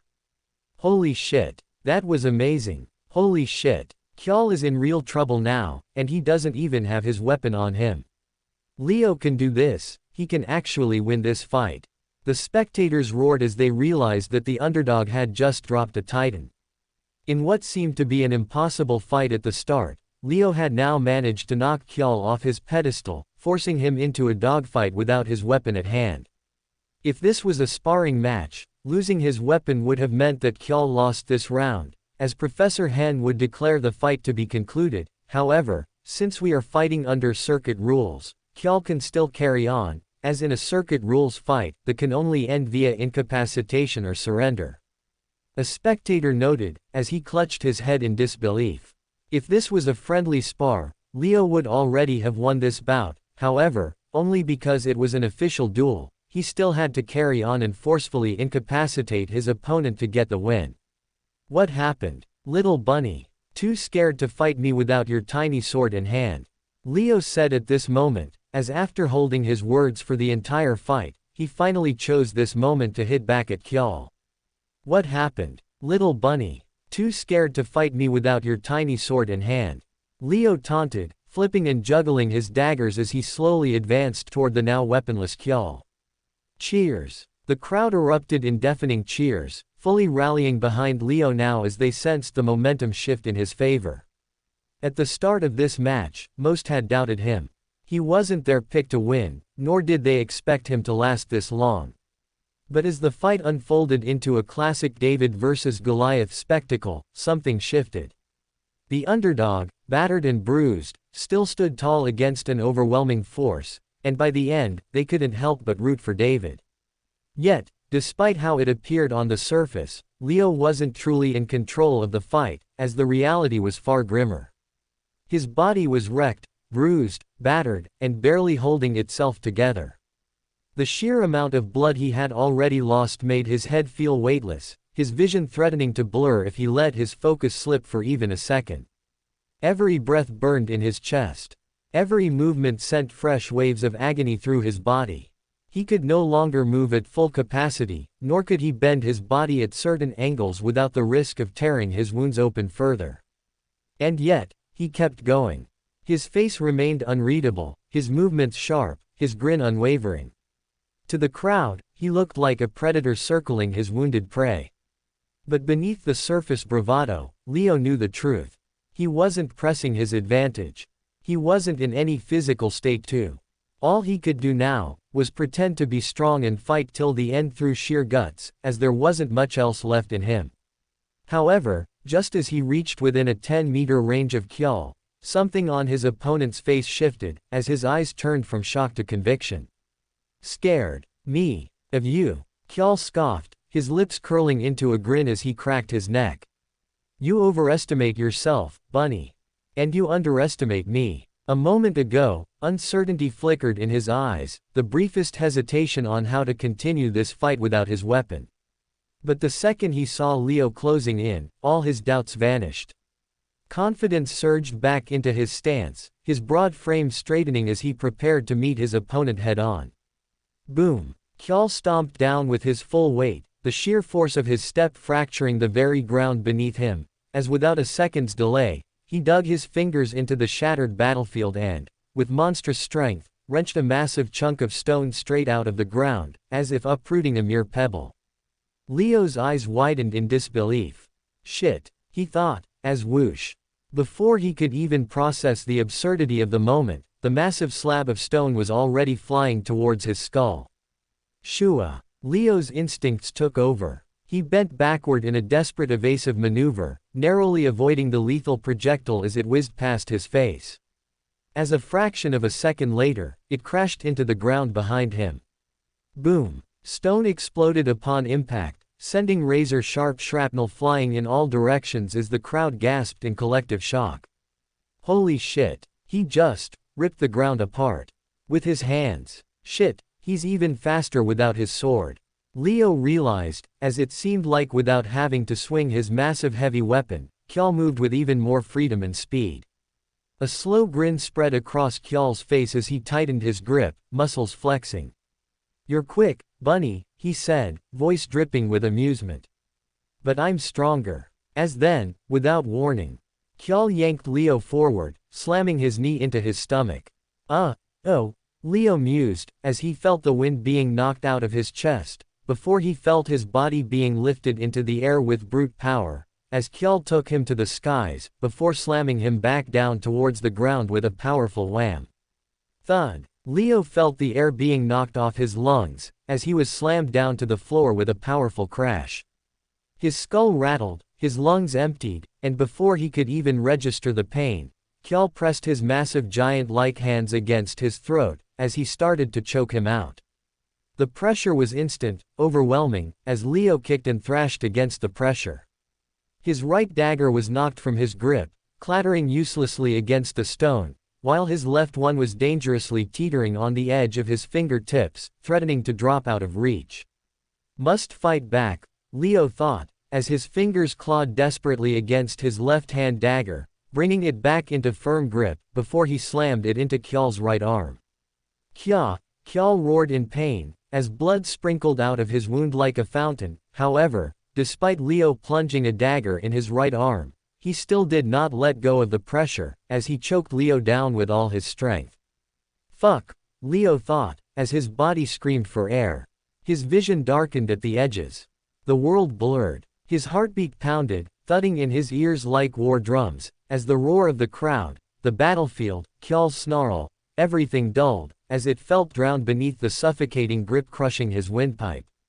Move. Do something. Don't black out. Don't black out, Leo thought, as feeling desperate and with no other options left, he activated Kill Strike, hoping to blow one of Kjall's arms clean off. As boom, blood, flesh, bone, Kjall's left arm erupted in a violent explosion of raw force, his bicep ripped apart as muscle and sinew were torn asunder. Ah! A deep, guttural roar of agony erupted from his throat, but even as his limb was blown off, even as the sheer pain should have sent him reeling, he still did not let go with his one good arm. Leo gasped for air, his entire body convulsing, but Kjall still held him down with his remaining arm. His grip had weakened slightly, but it was still there. Still pressing. Still choking. The bastard was actually fighting through it, and Leo saw it at that moment, the absolute, terrifying willpower in Kjall's eyes, which looked down on him with conviction, even with an arm blown off. I'm going to lose, Leo realized at that moment, as his vision flickered, and his limbs stopped responding to the commands of his brain. Slowly, the world around him turned into nothing but distant noise, as his thoughts slowed, and his consciousness faded. As then, everything went dark. Winner, second-year student Kjall. The referee announced, as Leo's body finally went limp. The arena erupted. A deafening, rapturous cheer tore through the air as the victorious fighter, bloodied and barely standing Kjall, struggled to lift his fist in triumph. However, before he could gloat, his knees buckled beneath him. His body swayed, and he collapsed onto one knee, panting heavily. Kjall had won, but just barely. His entire body screamed in agony, and his vision swam, the sheer blood loss making even breathing feel like a Herculean task. He had scraped by with this victory by the thinnest of margins, and the unconscious first-year junior lying beneath him had nearly taken him down. A first year. A monarch-level talent, yes, but an untrained first year. Sigh. Kjall let out a slow, ragged breath, his massive frame trembling under the strain of his wounds. That kid. That damn kid. Leo Skyshard. He had fought like a monster. Kjall had faced countless opponents since joining Rodova, swordsmen, mages, assassins, but this was the fight that was undoubtedly the hardest, most grueling battle of his life. A fight where he had thrown everything he had. A fight where his strength alone had not been enough. A fight where he had to dig deeper than ever before, relying not just on his brute force, but on sheer willpower, on the unwavering desire to not fall to finally scrape by a win. Kjall had no delusions. Leo was not at his full potential yet. But once he awakened fully, once the Academy administered the genetic awakening serum to him, once he trained properly, that monster under his feet would become a true nightmare. And that thought terrified him. Damn, Kjall muttered under his breath, still struggling to breathe. How strong are you going to be a year from now? He had no answer. But he knew that this was only the beginning. Today's victory belonged to him. But a year from now, 2 years from now, would it still be the same? Could he really hold on to the circuit's team spot before the Interschules when the final selections began 8 months from now? Hold on against a monster like Leo Skyshard? Kjall doubted, as he clenched his fists, determined not to let himself be left behind. For himself, for Yu Shen and for the entire team that had survived the summer camp of hell together, he promised to train just as hard as Leo Skyshard for the next 8 months, so that even if they met again in battle, the outcome would be the same. Yu Shen leaned forward in his seat, exhaling softly as he watched Kjall on the battlefield. He was proud. Proud of Kjall. Proud of how, despite losing his weapon, despite losing an arm, despite being pushed to his absolute limit, his teammate never crumbled.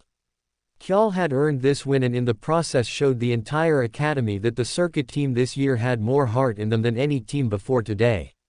But he wasn't the only one who impressed the crowd today, as Leo's fighting also sent a goosebump down Yushen's spine. That brat's limp body, even in unconsciousness and covered in blood, demanded respect, as even though he had lost, his unconscious body laid on the ground with a presence to it that made a grown man hesitant to approach for the kill. You really are something else, aren't you? Yushen smirked, as he clapped for Leo as well. Leo had fought like a warrior, like a true member of Rodova's elite. And while Yushen would never admit it out loud, he knew, deep down, that if given enough time, Leo's Skyshard would absolutely be circuit's material. Not now. Not yet. But soon. Too soon. For a first year to be this good already. It was only a matter of time before he picked up a spot on this year's team and there was nothing that Yushen or anyone in his team could do about it. And even though Yushen had no intention of allowing Leo to join the circuit's team until he earned his place, from today onwards, he was going to pay special attention to Leo's growth, helping him in any way he could, for it was undeniable that the brat would be his team member soon. If Leo was this strong without the academy's training and without the genetic awakening serum administered, Yushen could not even fathom how much stronger he would grow in the coming months, as that thought itself excited him. I'm looking forward to it, Skyshard, he mumbled finally, before turning to leave the arena. Medics. Get in there, now. Principal Ulrich's voice boomed across the battlefield, a rare panic lacing his tone as he jumped to his feet, waving frantically for the medical team to move. His face was contorted in a mixture of urgency and frustration, as his normally composed demeanor completely shattered. 2 students. 2-star students. Both of them lay on the battlefield, broken and bleeding, and Ulrich hated every second of it. Check Skyshard first. He barked, his sharp eyes locked onto Leo's unmoving form, while another team rushed to stabilize Kjol. His heart pounded furiously in his chest, but not because he was disappointed. No. This fight had proved everything he needed it to. Everything. Everyone in this arena had seen it. Every teacher. Every student. Every instructor. They had all witnessed it with their own eyes. The raw, terrifying potential of an untrained first-year monarch talent. Nobody could question Leo Skyshard's future anymore. Nobody could doubt why Ulrich prioritized his and Su Yang's growth. Even if Yushen wouldn't allow them to train with the circuit's team in the coming months, Ulrich didn't care. He would find another way. He would bring in senior adventurers. He would hire past circuit champions. He would create an entirely new training regimen just for Leo and Su Yang. And no one would dare call it favoritism anymore. Because today, Leo had shown the difference between monarch-level talents and the others. The entire practical combat arena was alive with electrified voices, as students burst into heated discussions, replaying the battle in their minds. Holy shit, that was insane. I still can't believe it. Leo actually pushed Kjol that far. If this had been a regular spar, he would have already won when Kjol lost his sword. He was a single move away from victory, a single moment. That's terrifying. Do you think he'll be strong enough to join the circuit's team by next year? Next year. Try next semester. If he gets the right training, that guy could be a monster within months. Yeah, but, damn. Kjol's endurance was inhuman. I thought he was going to collapse, but he kept going even after losing an arm. Respect to both of them, honestly. The audience was split between celebrating Kjol's incredible victory and acknowledging Leo's sheer insanity. What they had witnessed today was not just a fight. It was the beginning of something much, much bigger. And nobody was going to forget it. Not today. Not ever. As this was simply a fight for the ages that students were going to talk about even years from now. Rodova Military Academy, Medical Wing, a block, one day after the fight. The administrative building's medical wing was the most advanced medical facility in the entire academy, reserved exclusively for faculty members and students suffering from severe injuries. It wasn't a place where students wanted to end up. Yet, here they were. Leo and Su Yang, bunkmates in defeat. Both lay in their respective beds, wrapped in thick layers of bandages, bruised, battered, and sulking hard as they stared at the ceiling in utter silence, each lost in their own thoughts, replaying their respective battles over and over again. It had been a long, grueling 24 hours since their fights had concluded. And neither of them was handling the loss well. I am Su Yang. I belong to the main branch of the Su clan. My grandfather is a god. Yet, I failed to defeat a clan-less female archer. I failed to land a single blow on her body. Su Yang's thoughts churned with anger and shame as his fingers clenched into trembling fists, the pressure turning his knuckles white. The loss weighed on him like a crushing boulder, as he felt helpless and suffocated under its weight. He had been raised his entire life to believe in his superiority. To believe that he was a supreme genius who was supposed to be untouchable, invincible and destined for greatness. Yet, in the end, when it truly mattered, he had been humiliated, not by a legendary warrior, not by a fellow prodigy, but by an upperclassman with a bow. Someone without a named family name. Someone he had mocked before the fight even began. And she had made him pay for it. She had humbled his arrogance, and made him lose his appetite for food completely, because he couldn't stomach the taste of defeat. Please, Student Su Yang, you must hydrate yourself, otherwise, your recovery process will be impeded, the nurse pleaded, her voice laced with concern. But despite her insistence, Su Yang remained unmoved. He sat stiffly on his medical cot, arms crossed, jaw clenched, refusing to so much as acknowledge the bowl of nutrient-rich broth placed before him. Not a single grain of food. Not a single drop of water. No matter how much they begged, he would not yield. And beside him, another nurse sighed in exasperation, turning toward the other equally stubborn patient in the room. Please, Student Leo Skyshard, you must take your recovery medicine, she pleaded, offering him a small vial of shimmering liquid designed to accelerate healing. But Leo, much like Su Yang, refused. Though his reasons were entirely different. Unlike Su Yang, whose defeat had been absolute, Leo had not been humiliated. His fight against Kyal had not been a one-sided slaughter. He had fought back. He had pushed his opponent to his very limits and had nearly won. However, in the end, he still lost, and the bitterness of that reality settled in his stomach like a stone. I couldn't have done better even if I tried. There is nothing, in hindsight, that I could have done differently. I lost because I simply wasn't strong enough. That's it. That's the truth. Leo realized, as the truth disgusted him. Every time the thought crossed his mind, a sharp wave of shame followed, crawling under his skin like an unbearable itch. Defeat did not feel natural to him. And more than anything, he was a sore loser.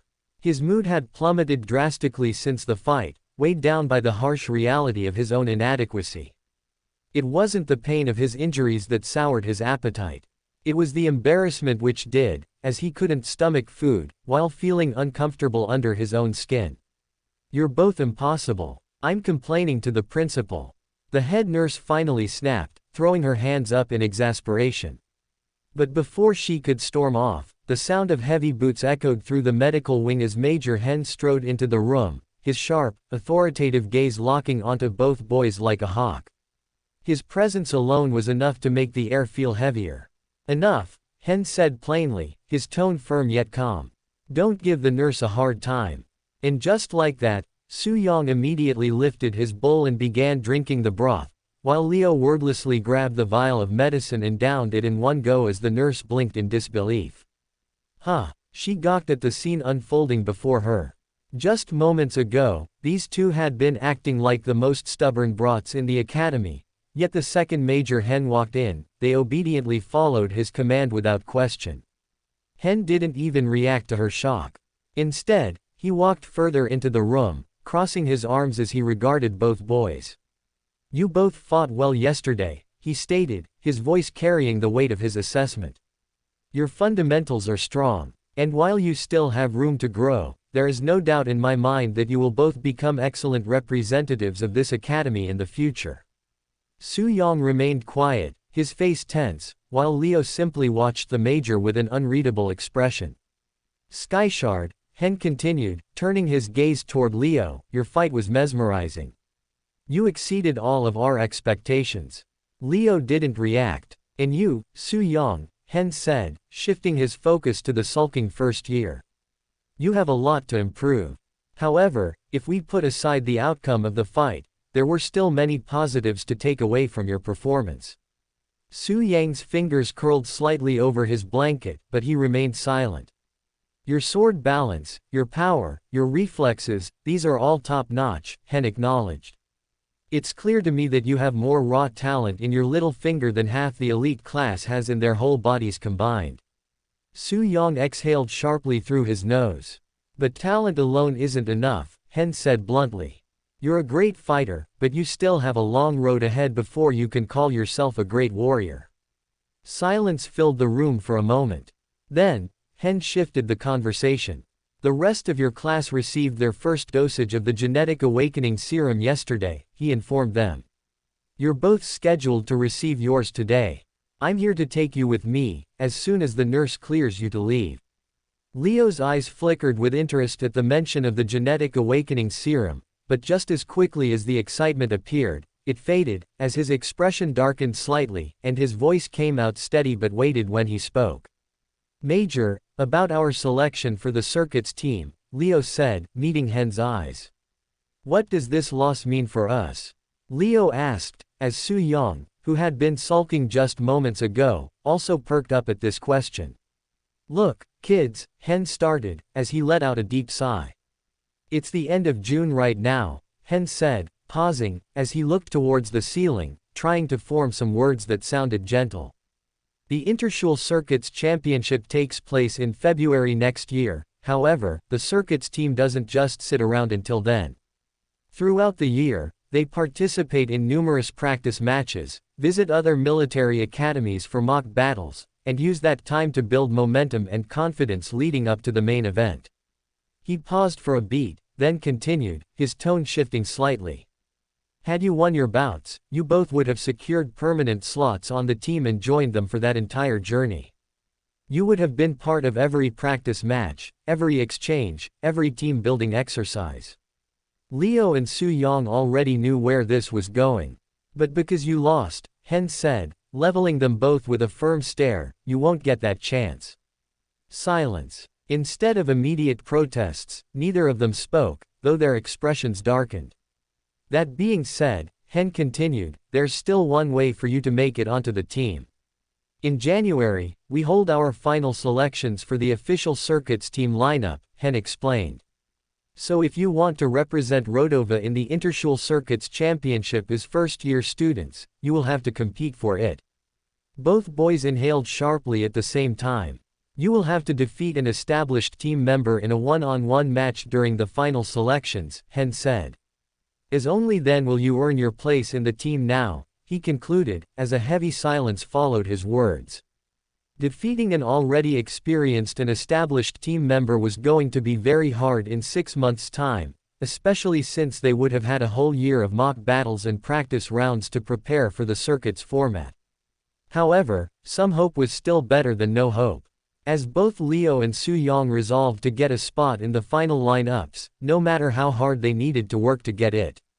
It took the head nurse an additional 15 minutes to clear Leo and Su-young for discharge after Major Hen's arrival.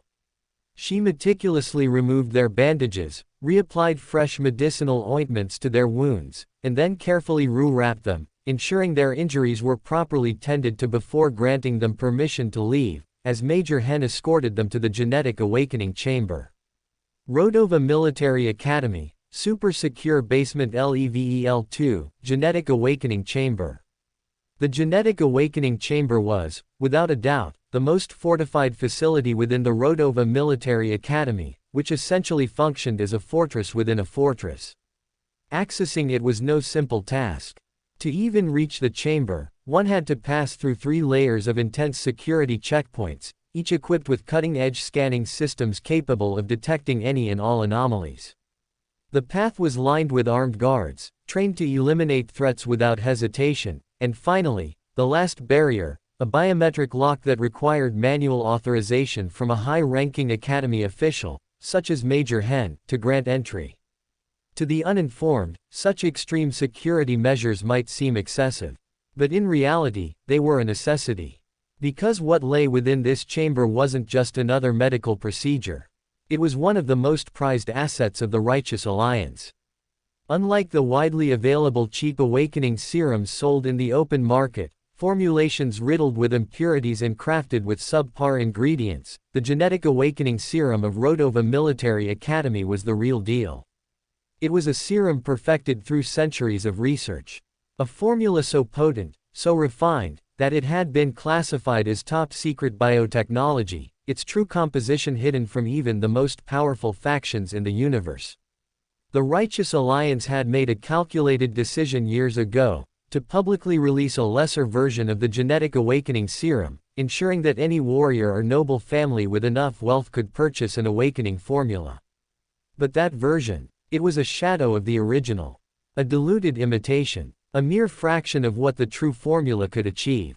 The real, perfected serum, the one that could fully unlock a warrior's dormant potential, rewriting their genetic code at the highest possible level, was reserved for only 3 institutions in the entire universe. Rodova Military Academy, Geneva War Academy, the chief research laboratory at the Universal Government Headquarters. Not even the 6 great clans had access to it. As no matter how powerful, how wealthy, or how influential they were, the great clans did not own this technology. And that singular fact was what forced them to send their most promising heirs and scions to institutions like Rodova and Geneva.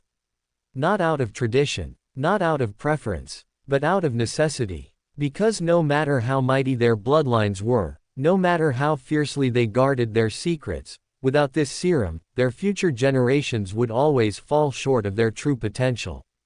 It was a political masterstroke by the universal government, a calculated move that ensured the 6 great clans remained permanently bound to the system. By monopolizing the perfected genetic awakening serum, the government forced even the most powerful bloodlines to send their heirs to institutions under their direct control. This was a leash, one that the great clans had no choice but to accept, as their ambitions could never surpass the genetic advantage that this serum provided. This was why the Rodova Genetic Awakening Chamber was one of the most heavily guarded facilities in the entire academy. A single lost vial, whether to the evil cult, an independent faction, or even the 6 great clans, could destabilize the entire power structure of the Righteous Alliance. And it was a risk that the universal government could simply not take, which was why only a select few individuals like Major Hen, who had given their life to the Universal Army, were given the final biometric access to open the final lock. Alright, Su Yang, Skyshard, go take your seats in the awakening pods. Today is the day you get your first dosage of the genetic awakening serum, and this is the dose that will likely trigger the most significant changes in your body. You might feel dizzy, disoriented, and lethargic for the next 24 hours, but don't panic, it's completely normal. Your body may suddenly grow taller, you could gain a few inches overnight, or your hormonal system might go into overdrive, making you grow a full beard or a chest full of hair. Then there's the ghost sleep. It's an unpleasant experience where your mind drifts between reality and something else. Some describe it as a dream, others as a vision, but most just call it a nightmare. You'll be aware, but unable to move, trapped between waking and unconsciousness. It's terrifying, but it's also temporary. Push through it. Most importantly, you might suddenly find combat knowledge flooding your brain. Techniques you've never practiced but somehow understand instinctively. Or, if you're lucky, you might awaken a bloodline-specific trait, something like Yu Shen's dominance. If that happens, do not resist it. Let the knowledge sink in. Let your genes unravel their full potential. The first shot is the most critical, setting the foundation for your entire awakening process. So no matter how painful it gets, endure.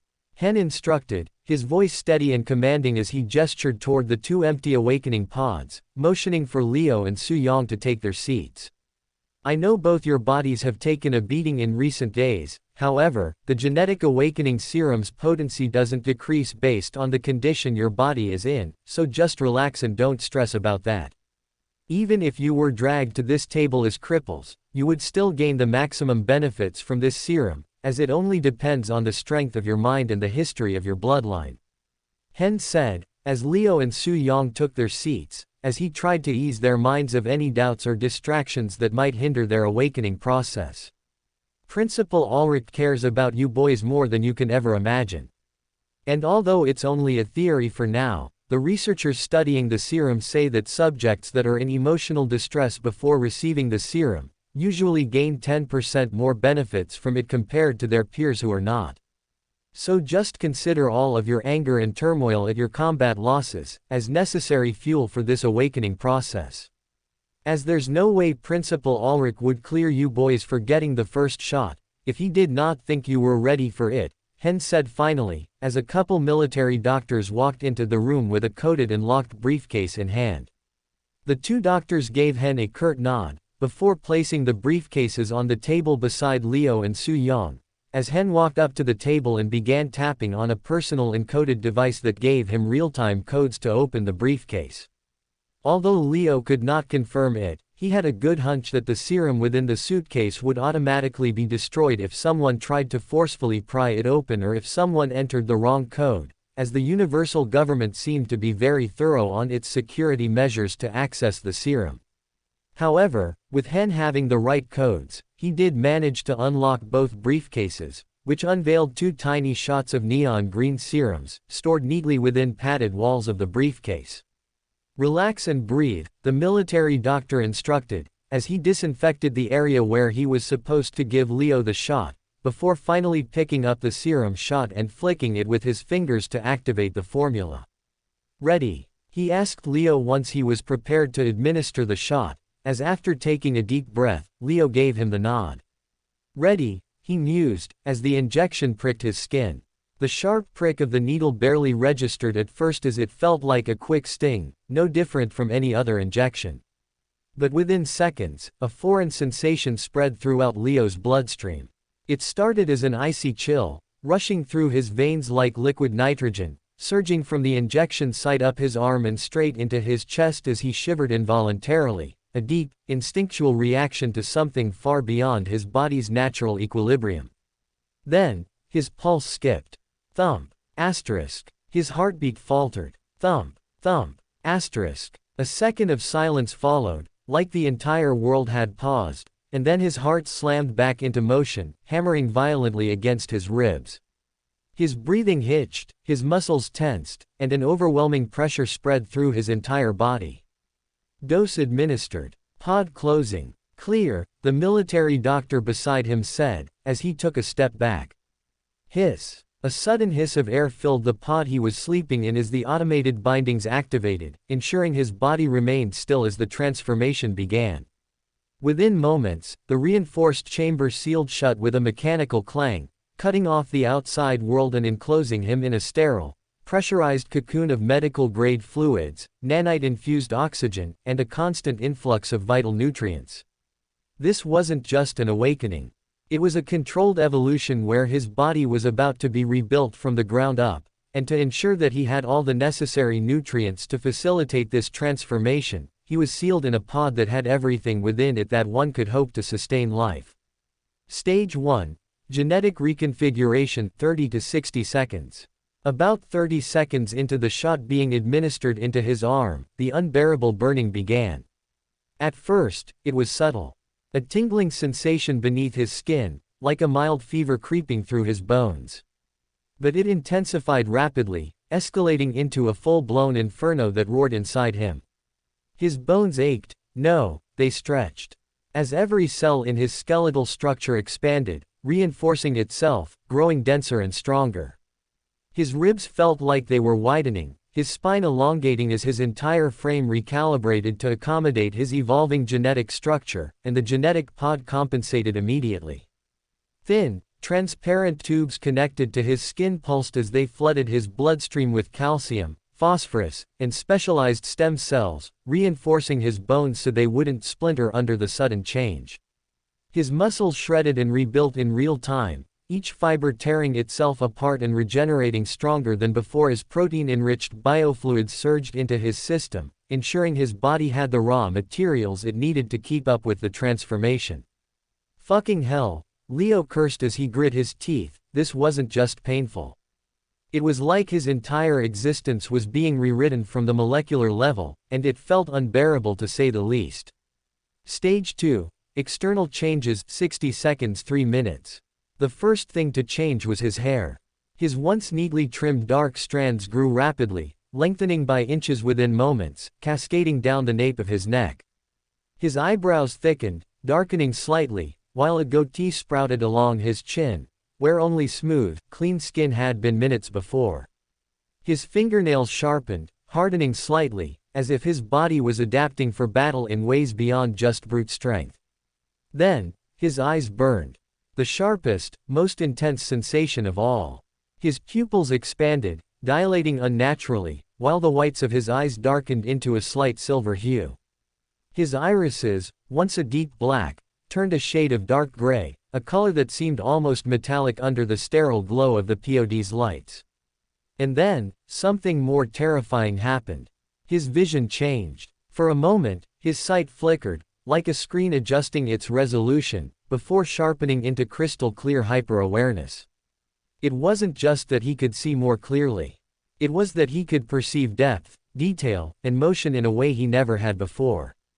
The top of the pod was a completely opaque glass that stopped 96% of the light that came through it. However, even though it was practically impossible to see through that glass, Leo could vaguely perceive the movement of the doctors in the room through it, after his vision improved.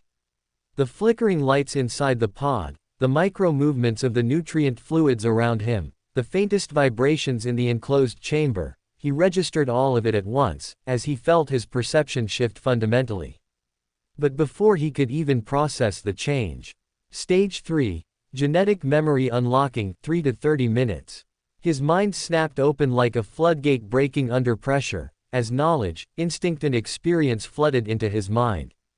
It felt extremely odd, as although it was new knowledge that he had no access to before today, it somehow felt like old knowledge, that his body somehow always instinctively knew but had forgotten. It was knowledge acquired over generations of trauma to the bloodline, whereby, knowledge gained by his ancestors at their emotional highs and lows was passed down to him as instinct. Random bits of information, such as how to survive if you are swallowed alive by a dragon, entered his brain, which felt confusing to say the least. However, as Hen instructed, Leo did not fight it, and instead let the knowledge flow as it desired. All the most powerful beasts are territorial. They will mark the area under their control to warn other predators to stay off their turf. Always check for such marks when entering the wild. Darkness is not your ally and it never will be. You are a surface dweller who has spent the majority of your life in the sun and don't have an inherent understanding of darkness like those born in it.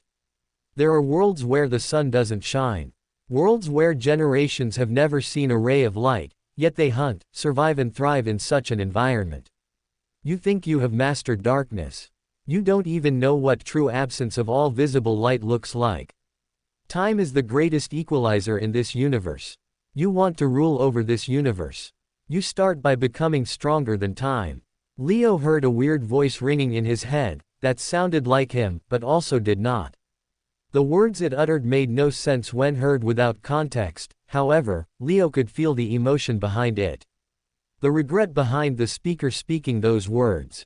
To him, it almost sounded like the speaker had lost someone he loved to the wild beasts, and someone loved to darkness, which was why he was warning someone to not make the same mistakes. However, before Leo could dwell more on what the voice wanted to convey, the main event finally began, as knowledge about skills he had never practiced before began flooding his head. His brain registered flashes of combat maneuvers, hand-to-hand sequences, advanced dagger techniques, movements that felt both alien and intimately familiar at the same time as he felt his horizons broaden on how to approach a fight.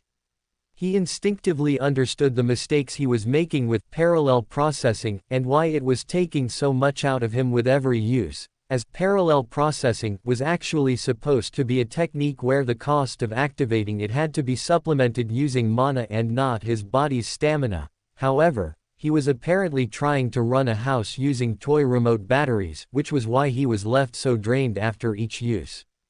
However, the more knowledge that his brain gained, the heavier his heart felt, as an irrational pain of sadness and betrayal spread through him.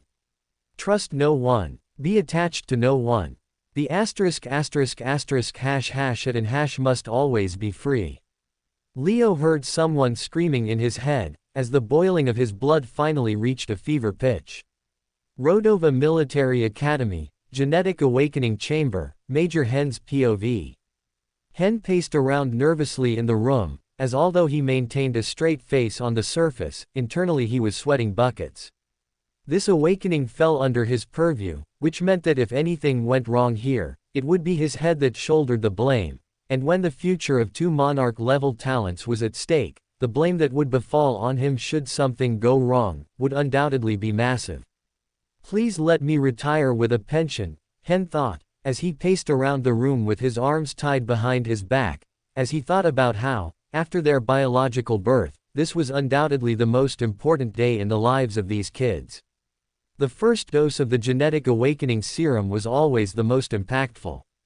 It was to shape the foundation of their power for the rest of their lives, and for a first-year monarch-level talent, this was arguably the most important moment of their entire existence. And Hen had personally seen it go both ways. Some prodigies left the pod with a terrifying new presence, their entire physiology reshaped for battle, while others came out weaker than expected, their true potential disappointing everyone. There was no guarantee in genetic awakening. No certainty of success. Which was why he hated waiting for the result, especially when his own future was tied to it. 28 minutes have passed already. Hen thought as he stood there, eyes locked on the countdown timer as the minutes stretched painfully long. And then, finally, after exactly 30 minutes, the first pod depressurized with a deep mechanical hiss. As Su Yang's awakening was finally complete. Hiss. The pod's metal shell split apart, releasing bursts of sterile mist that swirled in the air like fog. And from within, Su Yang emerged as Hen's sharp eyes immediately scanned him for changes. The first thing he noticed was the sheer mass Su Yang had gained. The boy had always been well built, but now, he looked carved from stone. His muscles had thickened drastically, broadening his frame. He had gained at least 30 pounds of pure, raw muscle, with his shoulders appearing wider, his stance more grounded and his overall frame like a warrior who belonged to the battlefield. His facial structure had subtly shifted too, his jawline sharper, his features more refined. But the most unsettling change was his eyes. Those golden irises, already striking before, had deepened into something fiercer, more intense, as it seemed to now carry a divine element to it. "Are you okay, kid? Can you see me?" Hen asked, stepping forward cautiously, as for a moment, Su Yang did not respond. Su Yang's pupils dilated, his breathing steady but eerily controlled, as he looked dizzy and unfocused, until the moment that his gaze finally landed on Hen. And in that instant, Hen felt a pressure slam into his spine. His instincts screamed, as for the first time in years, his body reacted like prey in the presence of a predator. What the hell was that? Hen wondered, as it took every ounce of his experience to suppress the sudden instinct to step back. Su Yang's aura had changed. It was no longer just a physical transformation, he had unlocked something much greater, as only once had Hen felt something similar before. Yu Shen's dominance. That was the only skill close enough to what Su Yang did now, however, compared to dominance this was raw, untamed, like a technique yet to be controlled and mastered. He has awakened an aura skill. Hen realized, as he felt his own breath hitch in his throat. Not bad, Hen finally said, breaking the silence as he forced himself to relax. Seems like your awakening went well. He complimented, before quickly stepping forward as he grabbed Su Yang's arm to support him before he collapsed. Su Yang looked dazed, still adjusting to his newfound self, as he could barely move his feet to where Hen guided him, as the major dragged him to the recovery room, where he could lay down and rest until his senses returned back to him. By the time Hen returned, 5 minutes had already passed since Su Yang's pod opened. And yet, Leo's pod remained sealed, as Hen's nervous eyes flicked to the countdown display. 35 minutes, 5 seconds. He read, as a deep frown settled on his face. The greater one's potential, the longer the awakening took, as usually. Grandmaster level talents awakened in 3 to 7 minutes. while transcendent level talents took anywhere between 15 to 20. But for Leo to cross the 35 minutes mark was already unheard of. Even monarch level talents were rumored to complete their awakening between 30 to 35 minutes, which was why when his pod timer hit 42 minutes, a chill ran down Hen's spine. This is unnatural. Had the pod malfunctioned? Had something gone wrong? He wondered, as he could no longer keep his calm, as he looked towards the doctors in the room for answers, who looked equally as worried as him. They couldn't intervene as doing so could potentially halt Leo's progress, but they couldn't stop and watch idly either if the pod had indeed malfunctioned. Then, just as Hen was about to step forward, HISSSS. The pod was finally released. And out came Leo Skyshard, much to everyone's relief. Hen's breath got caught in his throat as he looked at the transformed Leo, as the Leo that came out of the pod was not the same Leo who had gone in, as he had grown in size significantly. Before, he had already been a solid 6 feet 2, but now, he had easily pushed past 6 feet 6 inches or even 6 feet 7 inches. But unlike Su Yang's heavily muscled transformation, Leo's body was lean. Not thin or slender, but strong, as although his muscles weren't bulging, Hen could still see the underlying power in them. His was a build designed for speed, precision, and lethality, which was the biggest visible change in his body. However, then there were the more subtle changes, such as how his hair had grown longer, cascading down to frame his face. Or how his once dark eyes had lightened, turning into an unsettling shade of dark gray, and his pupils had enlarged to an unnatural size. I've never seen that before, Hen thought, as he looked into Leo's eyes, as while his eyes were not fear-inducing like Su Yang's, there was still something else to them. Something unnerving, something indifferent. Before, Leo had always looked at Hen with respect, if not outright admiration. But now, Leo stared at him like he was just another person in the room. As if Hen didn't matter at all to him, which made the Major's jaw tighten. "How are you feeling, boy?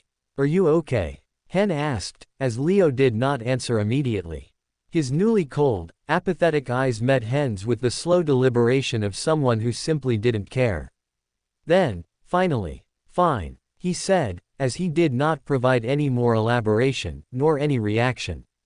Then, without waiting for assistance, Leo stepped out of the pod, on his own 2 feet, as much to Hen's shock he did not stumble, nor look disoriented, as he somehow managed to maintain his balance. Even seasoned soldiers needed help walking after their final awakening shot, much less their first one. Yet Leo, who had undergone one of the longest awakenings in recorded history, was moving like it was just another day. And Hen did not like it one bit. "All right," Hen muttered, still watching him carefully. "Let's get you to recovery," he instructed, as fulfilling his duty, he offered his shoulder to Leo for support, but Leo didn't lean on him. He walked alone, not with pride, not with arrogance, but with a calmness that was almost inhuman as Hen escorted him to the recovery room, where he laid him down on the medical cot. "Stay here, they'll bring you some potions soon," Hen said, as he turned to leave.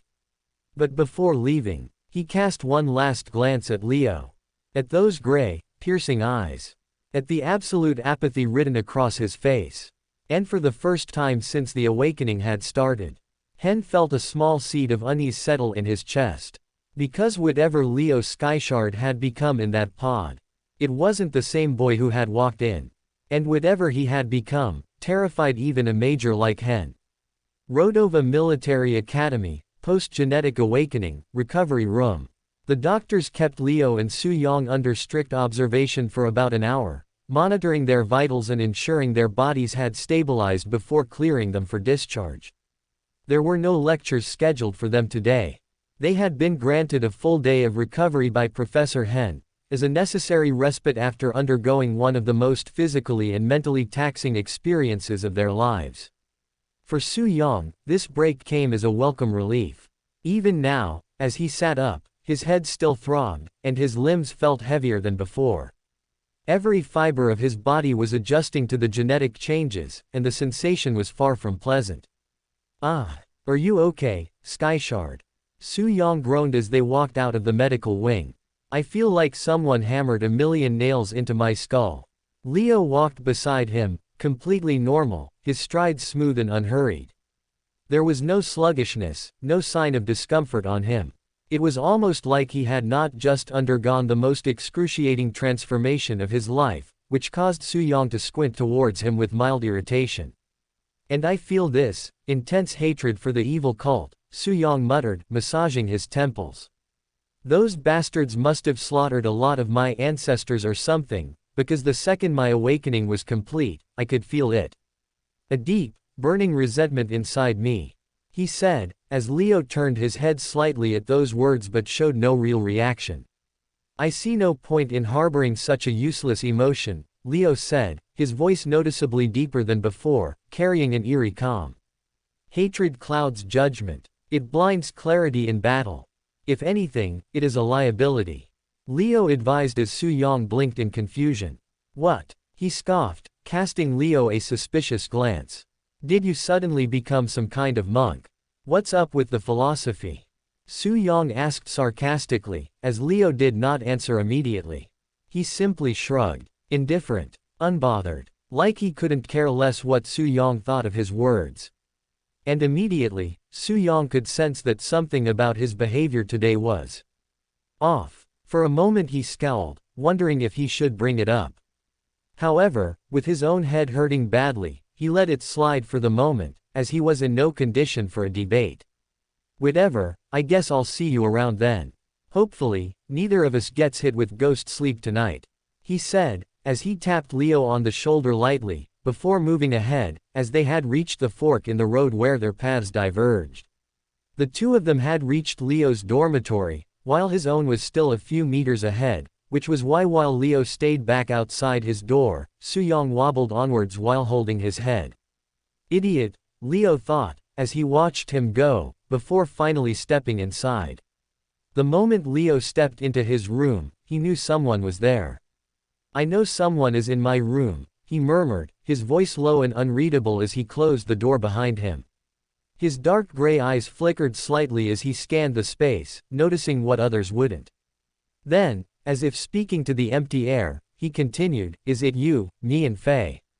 He asked, as for a brief moment there was nothing but absolute silence. Then, "Interesting," a feminine voice replied, sounding smooth and almost amused. A slight ripple disturbed the stillness of the room, as me and Faye, who had been seated on his bed with her presence completely erased, finally revealed herself. She leaned back slightly, crossing one leg over the other, as she regarded him with a look of mild intrigue. "How did you know I was here?" she asked, tilting her head. "At your current level, it shouldn't be possible for you to detect me," she said, as she stared directly into Leo's eyes, waiting for an answer. For a long moment, Leo simply studied her, offering no immediate response, as if debating whether she was even worth answering. Then, finally, he exhaled lightly, his lips curving into a barely there smirk as he said, "It was he door handle." Huh. Me and Faye blinked in confusion, as Leo raised his hand, gesturing toward the entrance. "I saw the heat prints of your hand on the metal. The temperature difference stood out the moment I walked in," he explained with a steady voice, as if it was the most natural thing in the world. "My eyes have become hypersensitive. I can perceive even the slightest temperature fluctuations on all surfaces. Even on metal," he said, as he met her gaze again, his expression unreadable. "That's how I knew someone had entered my room just a few minutes ago," he concluded, as me and Faye stared at him, feeling speechless. Heat prints. Metal temperature fluctuations. That was beyond ridiculous. Most people couldn't even sense her presence when she was actively moving, yet here he was, detecting her lingering trace through something as subtle as heat differentials. Her eyes narrowed slightly. Just what kind of absurd vision did he awaken? "I still don't understand how you manage that," me and Faye admitted, her voice carrying a mix of skepticism and intrigue. "But more power to you if you can notice something so subtle. I assume that means your genetic awakening went well," she asked, as Leo remained silent for an uncomfortably long pause. Then, finally, "It went well," he said, his tone flat, devoid of any emotion. I gained the knowledge for 2 passive skills and completed the understanding of 1 active skill I already had. There was no excitement in his voice. No hint of satisfaction or curiosity. Just a cold, matter-of-fact response. And it was at this point that me and Faye finally noticed it. Something was off about Leo. His presence, his demeanor, everything about him felt different. "What's happened to you?" she asked, frowning. "Why are you acting so detached?" she asked with concern, as Leo merely shrugged in response. "It's one of the passive skills I gained," he said. "It's called Monarch's Indifference. I'm not even sure if I want the skill, but it's latched onto me like an unwanted parasite for now." Leo explained as he tilted his head slightly as if trying to assess himself from an outsider's perspective. "If my previous emotional spectrum ranged from -100 to +100, then this skill has restricted it to something between -20 and +20. He explained as me and Faye's eyes narrowed. "I can't feel extreme sadness anymore, or extreme happiness for that matter, or even anger. It's like an invisible wall has been placed between me and my emotions. My mind continuously remains in a state of peak performance, unaffected by mood swings, distractions, or irrational thoughts. It's strange," he admitted, finally. "I'm as focused right now as I would be in a life or death scenario. But it makes me feel like I'm a robot instead of a human." Leo concluded, as me and Faye studied him in silence, her unease growing. Leo had always been sharp, calculating, that much about him wasn't new. However, there was something inherently human about him before that was gone now. Now he felt like something else entirely, and me and Faye did not like this development in the future dragon. Emotions were an important tool to possess for carrying out the impossible, as a rational soldier could never take on impossible odds, but an emotional soldier could. Me and Faye frowned, absorbing Leo's words carefully before offering a rare solution. "There are ways to unlearn a passive skill. I can help you remove it from your subconscious if you want me to," she offered while hesitating, as Leo simply shook his head in dismissal. "While it's true that I don't particularly enjoy having my range of emotions limited to this degree, as it makes me feel less alive, I also can't ignore the obvious benefits that it brings." Leo replied in an eerily calm voice. "In this state, I can meditate better, learn new techniques faster and push myself harder in training. My focus is absolute. If this is my permanent mental state, then at least in the short term, it's an advantage I don't intend to discard." He exhaled slowly, tilting his head slightly as he stared at the ceiling, lost in thought. "And as for the long term," he trailed off before looking back at me and Faye, his gray eyes unreadable. "I think I will learn how to activate and deactivate this skill at will once my genetic awakening is fully complete." His tone carried a certainty that left little room for debate. "Just like my other skill, parallel processing, which I only had partial knowledge of before this first dose, I have a strong feeling that my current understanding of Monarch's Indifference is also incomplete," Leo said, as he flexed his fingers slightly, testing the unfamiliar sensation of his new body. "I am confident that I will learn more about this skill once I undergo additional awakenings, but for now, I'll keep it as is, even if I don't like it," Leo concluded, as his indifferent voice made it clear that there was no room for arguments or negotiations. "Very well, if that's what you wish for, then I will respect your choice," me and Faye said, as she let out a deep sigh. On a personal level, she did not like these changes in Leo. However, if it brought significant advantages to him, then me and Faye was definitely not going to stop him from making rapid progress. "Well, what's the other skill you picked up?" me and Faye asked, her curiosity piqued as she inquired about the second passive ability Leo had acquired. However, Leo simply shook his head in quiet refusal. "If you don't mind, I'd like to keep that private. I don't want to reveal all my cards to anyone, including you," he said, his tone firm but not unkind. However, the moment those words left his mouth, Faye's expression darkened. Her jaw tightened, and for a split second, she looked as though she was about to explode. The frustration burning in her eyes was unmistakable, but just as quickly as the emotion flared, she forced herself to hold it back, inhaling sharply through her nose. "Look," she began, her voice laced with restrained irritation as she raised a single finger in the air. "I need to know what skills you've awakened because they may or may not be a security threat to you. Your bloodline is special, Leo. There are people, many people, who can identify your origins just by observing the skills you display. So you will tell me what ability you've awakened because I need to determine whether it's safe for you to use or if you should hide it from the universe like your life depends on it." Her tone had shifted, firm, authoritative, almost parental, like a mother scolding a reckless child. For a long moment, Leo stared at her, weighing his options. Could he trust her? Should he trust her? But in the end, faced with the sheer intensity of me and Faye's motherly gaze, he exhaled softly and relented. "My second passive skill is called faster regeneration." Faye's expression flickered with interest, but she remained silent as Leo continued. "It allows my body to heal from injuries at an accelerated rate and expel toxins from my bloodstream in case I'm ever poisoned. However, in exchange, my metabolism has skyrocketed.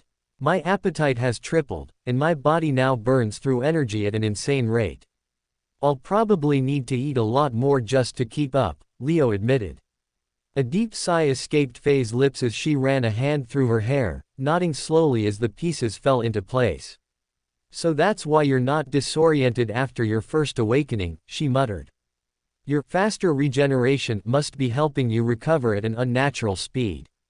She folded her arms, glancing at Leo with an unreadable expression before finally nodding in approval. "Both of these are great skills. You've gained a lot from this awakening," she admitted before stepping forward, closing the distance between them. Then, with a serious expression, she looked Leo directly in the eye. 6 months. You have 6 months until the final circuits team selection. You must find a way in, Leo. For the sake of the mission, you have to find a way in. There is no other option," she said, as she gave him a subtle yet firm push towards his goals. She tacitly did not bring up the topic of his loss to Kjol, however, the implication behind her words was clear, as she asked him to not fail again, no matter what. "Don't worry. I'll make it onto that team for sure," Leo said emotionlessly, as he kept a straight face. It was his personal goal to make it to the circuits team, and even without me and Faye's push, that was exactly what he intended to do. Sigh. Faye studied him for a moment longer before stepping past him, heading toward the door. But just before she exited, she paused. "One more thing," she said, glancing over her shoulder. "Throughout the year, whenever you awaken a new skill, you must inform me." Her tone left no room for argument. "Don't act like a stubborn brat and keep things from me, as whether you believe it or not, I'm looking out for you. I'm trying to keep you safe and alive in a very dangerous world, so you better believe that I'm on your side," she said, as with those final words, she stepped out the door, leaving Leo alone to dwell on them. Once Faye left, Leo sat down on his bed after grabbing a dagger from his closet, as he studied the weapon's edge carefully. "Sorry Faye, but the voice in my head tells me to trust no one. Maybe it's paranoia. Maybe it's wisdom. Either way, I'll listen," Leo thought, as he activated his third skill that he had gained from this awakening, called Dark Blade. This was an active ability, which increased the lethality of his daggers by 100-fold when activated. Whether used to throw daggers, or used to slash at close range, Dark Blade was a move that significantly improved the blade's destructive power, by infusing it with the darkness element. Faye's right. I don't know enough about my background to show my true skills recklessly. Hence, it's best to not reveal this skill to anyone, unless it's my very life on the line, Leo concluded, as he decided to hide the presence of Dark Blade in his arsenal completely. He decided to not use it within the academy, and not reveal its presence to Faye either, as he reserved it as a hidden card known only to himself. For more thrilling fanfiction stories like this, check out my channel Fanfic Audiobook. Dive into epic adventures, mysterious realms, and legendary journeys brought to life through immersive storytelling. Don't forget to like, share, and subscribe for more amazing audiobooks.